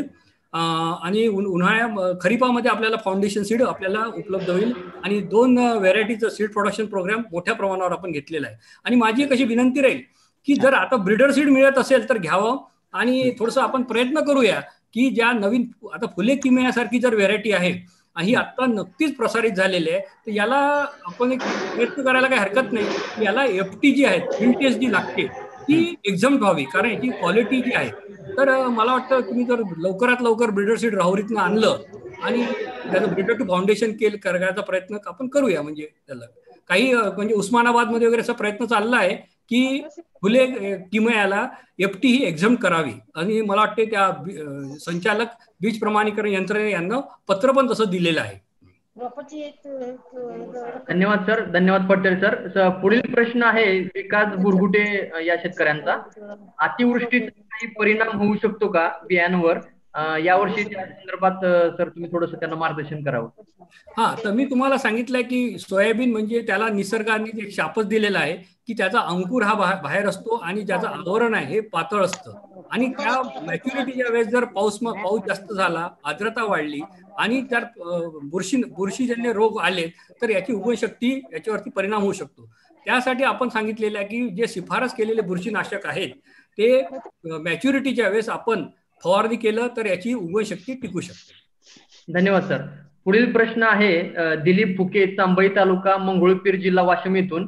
तापमान वाढत असल्याने पाणी वाढवावं लागेल का, या संदर्भात कृपया सर तुम्ही त्यांना मार्गदर्शन करावं. आता मी थोडंसं माझ्या प्रेझेंटेशन मध्ये मी सांगितलं की याची क्लायमेटिक रिक्वायरमेंट काय आहे, आणि आता म्हणजे आपल्याला आपलं स्प्रिंकलर देऊन आपल्याला आपलं वातावरण कसं मेंटेन ठेवता येईल त्यातल्या त्यात फ्लॉवरिंगच्या वेळेस. कारण काय, पिकाला पाणी नाही ओलावा लागतो आणि या पिकाला फ्लॉवरिंगच्या वेळेस आर्द्रता लागते, ह्युमिडिटी लागते. जर याचं नियोजन आपण जर केलं, आणि दिलीपराव तुम्ही फार मोठे अनुभव आहे, तुमचं आम्हाला काही मार्गदर्शन द्या असं मी म्हणेल. आणि नक्कीच तुम्ही म्हणजे याच्यातनं एक चांगलं तुमचं जे आहे, तुम्ही पंजाबराव देशमुख कृषी विद्यापीठाचे काम एक चांगले प्रगतशील शेतकरी म्हणून तुम्हाला एक त्यांनी विद्यापीठाने आयडेंटिफाय दिलेले आहे. तर तुमचे पण आम्हाला जर अनुभव दिलेत तर हे होईल. पण जे म्हणजे मी पहिल्या 1-2 स्लाइड्स तुम्हाला दाखवल्या त्याचा सांगण्याचा उद्देश तोच होता की जेव्हा आज इथले जे प्रगतशील शेतकरी आहेत त्यांना ही तांत्रिक या पिकाची माहिती व्हावी, आणि त्याचा थोडंसं इरिगेशन आणि त्यातल्या त्या स्प्रिंकलर मार्फत जर दिलं तर आपल्याला आपण जे तापमानात जे काही याचा परिणाम थोड्याफार प्रमाणावर कमी करू शकतो. धन्यवाद सर. तर आज नाळे यांनी प्रश्न विचारला, बरेच प्रश्न आहेत अजून, बरेच प्रश्न आहेत. नाळे यांनी रेज हँड केलाय नाळे सरांनी, प्रश्न विचारा तुमचा. नाळे का काळे? नाळे, काळे काळे सर. हॅलो, बोला. हा सर, आवाज येतो ना? येतोय, बोला. हा सर, मी नागपूरहून बोलतो, गणेश काळे. आम्ही 2-3 वर्षापासून समर मध्ये सोयाबीन घेण्याचा प्रयत्न केला, परंतु आम्हाला प्रॉब्लेम असे आले की त्याच्यामध्ये येलोईंग म्हणजे मोझाईक नाही पण येलो लीफ होऊन जाणे, आणि सीड हे ग्रीन सीडचं प्रमाण जास्त येणे, तसंच रिवेल सीड याचं पर्सेंटेज थोडं जास्त येतो दरवर्षी. त्यामुळे आम्ही मग ते प्रोडक्शन समर मधलं बंद केलं. तर जर्मिनेशन येते पण त्याचा आम्ही व्हिगर टेस्ट घेतली, पण व्हिगर सुद्धा त्या सीडलिंगचा पुअर असतो. तर हा जो तुम्ही सांगितलं की उन्हाळ्यात जे बियाणं येतं ना त्याची मॅच्युरिटी, कारण मी तुम्हाला सांगितलं हे फोटो सेन्सिटिव्ह क्रॉप आहे, त्यामुळे तुम्हाला एक हे लक्षात आलं असेल की मॅच्युरिटी एकदम येत नाही, मोठ्या वरच्या शेंगा वाळतात मग खालच्या होतात म्हणजे. आणि त्याच्यामुळे ज्या थोड्याशा फिजिओलॉजिकल मॅच्युरिटीला आपण हार्वेस्ट केले असतो. आपण काय म्हणतो, काही शेंगा आता मॅच्युअर झालेल्या म्हणून त्याची काढणी करतो, आणि ज्या थोड्याशा शेंगा हिरव्या असतात त्यातला दाना हिरवा मिळतो. तर हा उन्हाळ्यामध्ये हा प्रॉब्लेम आहेच पहिली गोष्ट.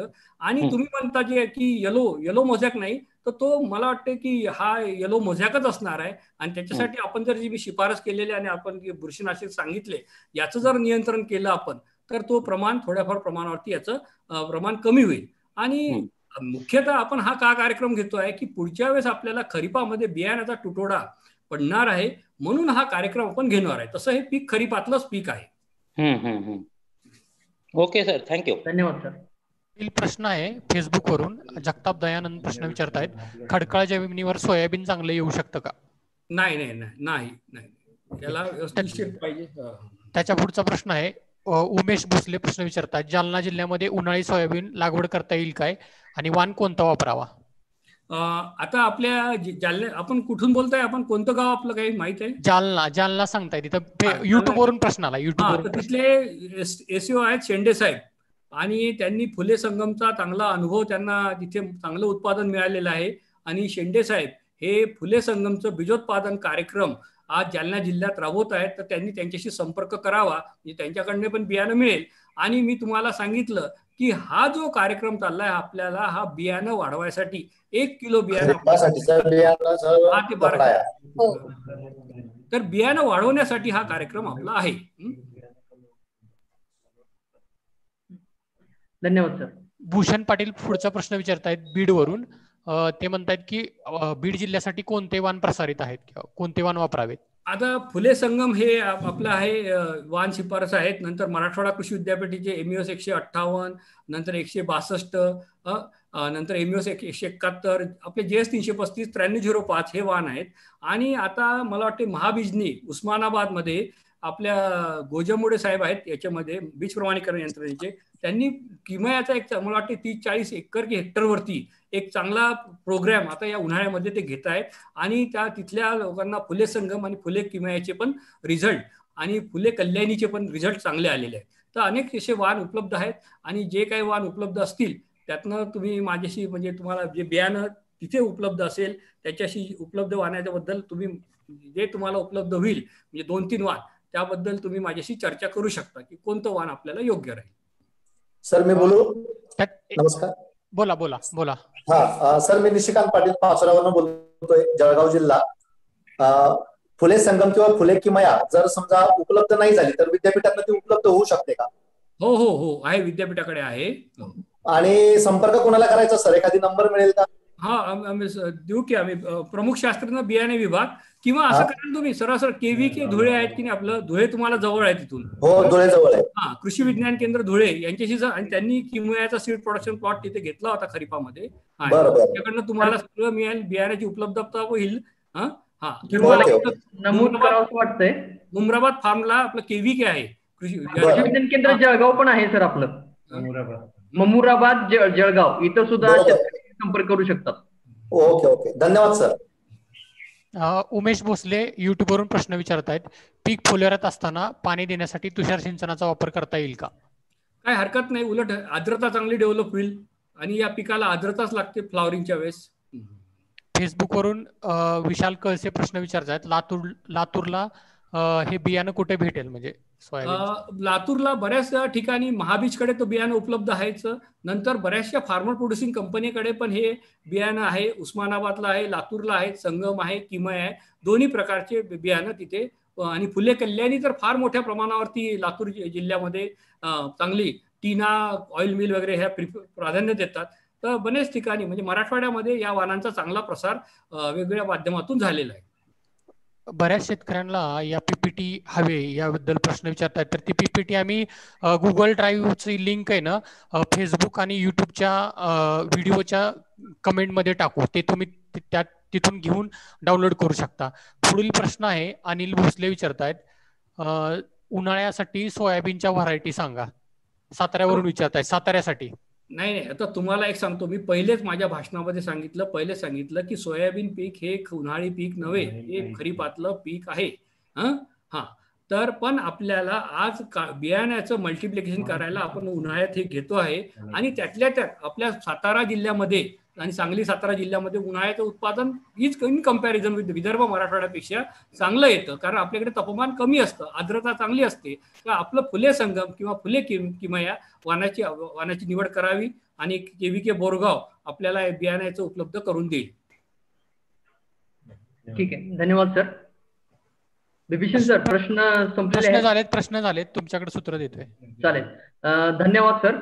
आज महात्मा फुले कृषी विद्यापीठ राहुरी कृषी विज्ञान केंद्र बोरगाव तालुका जिल्हा सातारा तसेच शेक्रू TV यांच्या संयुक्त विद्यमानानं आजचा हा जो तांत्रिक ऑनलाईन सप्ताह आपण साजरा करत आहोत, त्या कार्यक्रमाचे अध्यक्ष आमचे कार्यक्रम समन्वयक माननीय श्री शिर्के सर, तसेच प्रमुख पाहुणे डॉक्टर शरद गडाख सर, संचालक विस्तार शिक्षण महात्मा फुले कृषी विद्यापीठ राहुरी, आणि आजच्या या पहिल्या सत्राचे मार्गदर्शक doctor MP Deshmukh sir, soybean पैदासकार कृषी संशोधन केंद्र कसबडीग्रस्त सांगली यांच्या अत्यंत अनुभवातून आपल्याला सखोल मार्गदर्शन त्यांनी दिलेलं आहे. तसेच पूर्ण महाराष्ट्राचा अभ्यास सरांना आहे या त्यांच्या मार्गदर्शनातून दिसून आलेला आहे. पूर्ण चौफेर अशी मार्गदर्शन त्यांनी केलेलं दिसून येतं. तसेच याचा फायदा या शेतकऱ्यांना होईल आणि या आपत्कालीन विषयाला आपण हात घालून सर शेतकऱ्यांना अत्यंत सुंदररित्या मार्गदर्शन केलं, त्याबद्दल आम्ही सर्व कृषी विज्ञान केंद्रामार्फत सर्व सहकाऱ्यांमार्फत आम्ही तुमचं आभार मानतो. तसेच आजच्या या कार्यक्रमासाठी उपस्थित राहिलेल्या सर्व शेतकरी बंधू, उद्योजक तसेच कृषी विभागाचे सर्व अधिकारी ज्यांनी अत्यंत आपला मोलाचा वेळ देऊन आमच्या या कार्यक्रमात सहभाग नोंदवला, त्यासाठी आम्ही त्यांचे शतशः आभारी आहोत. तसेच इथून पुढे जे कार्यक्रम होणार आहेत या कार्यक्रमासाठी विविध वक्ते आपल्याला लाभलेले आहेत. वेगवेगळ्या विषयांवर विविध वक्ते इथं उपस्थिती नोंदवणार आहेत. तरी सर्व शेतकऱ्यांना विनंती आहे की पुढीलही सत्रांचा त्यांनी लाभ घ्यावा आणि आमच्यासोबत असंच राहावं. तसेच सर्व महाराष्ट्रातून या कार्यक्रमासाठी शेतकऱ्यांनी सहभाग नोंदवलेला आहे, त्या सर्व शेतकऱ्यांचं मी मनपूर्वक आभार मानून मी त्यांच्या ऋणात राहू इच्छितो. आणि कार्यक्रम समन्वयक तसेच आमचे सर्व सहभागी इतर स्टाफ यांचं सहकार्य या कार्यक्रमासाठी लाभलं, त्यासाठी त्यांचे मी आभार मानतो. आणि हा कार्यक्रम माननीय अध्यक्षांच्या वतीनं संपला असं मी जाहीर करतो. धन्यवाद सर.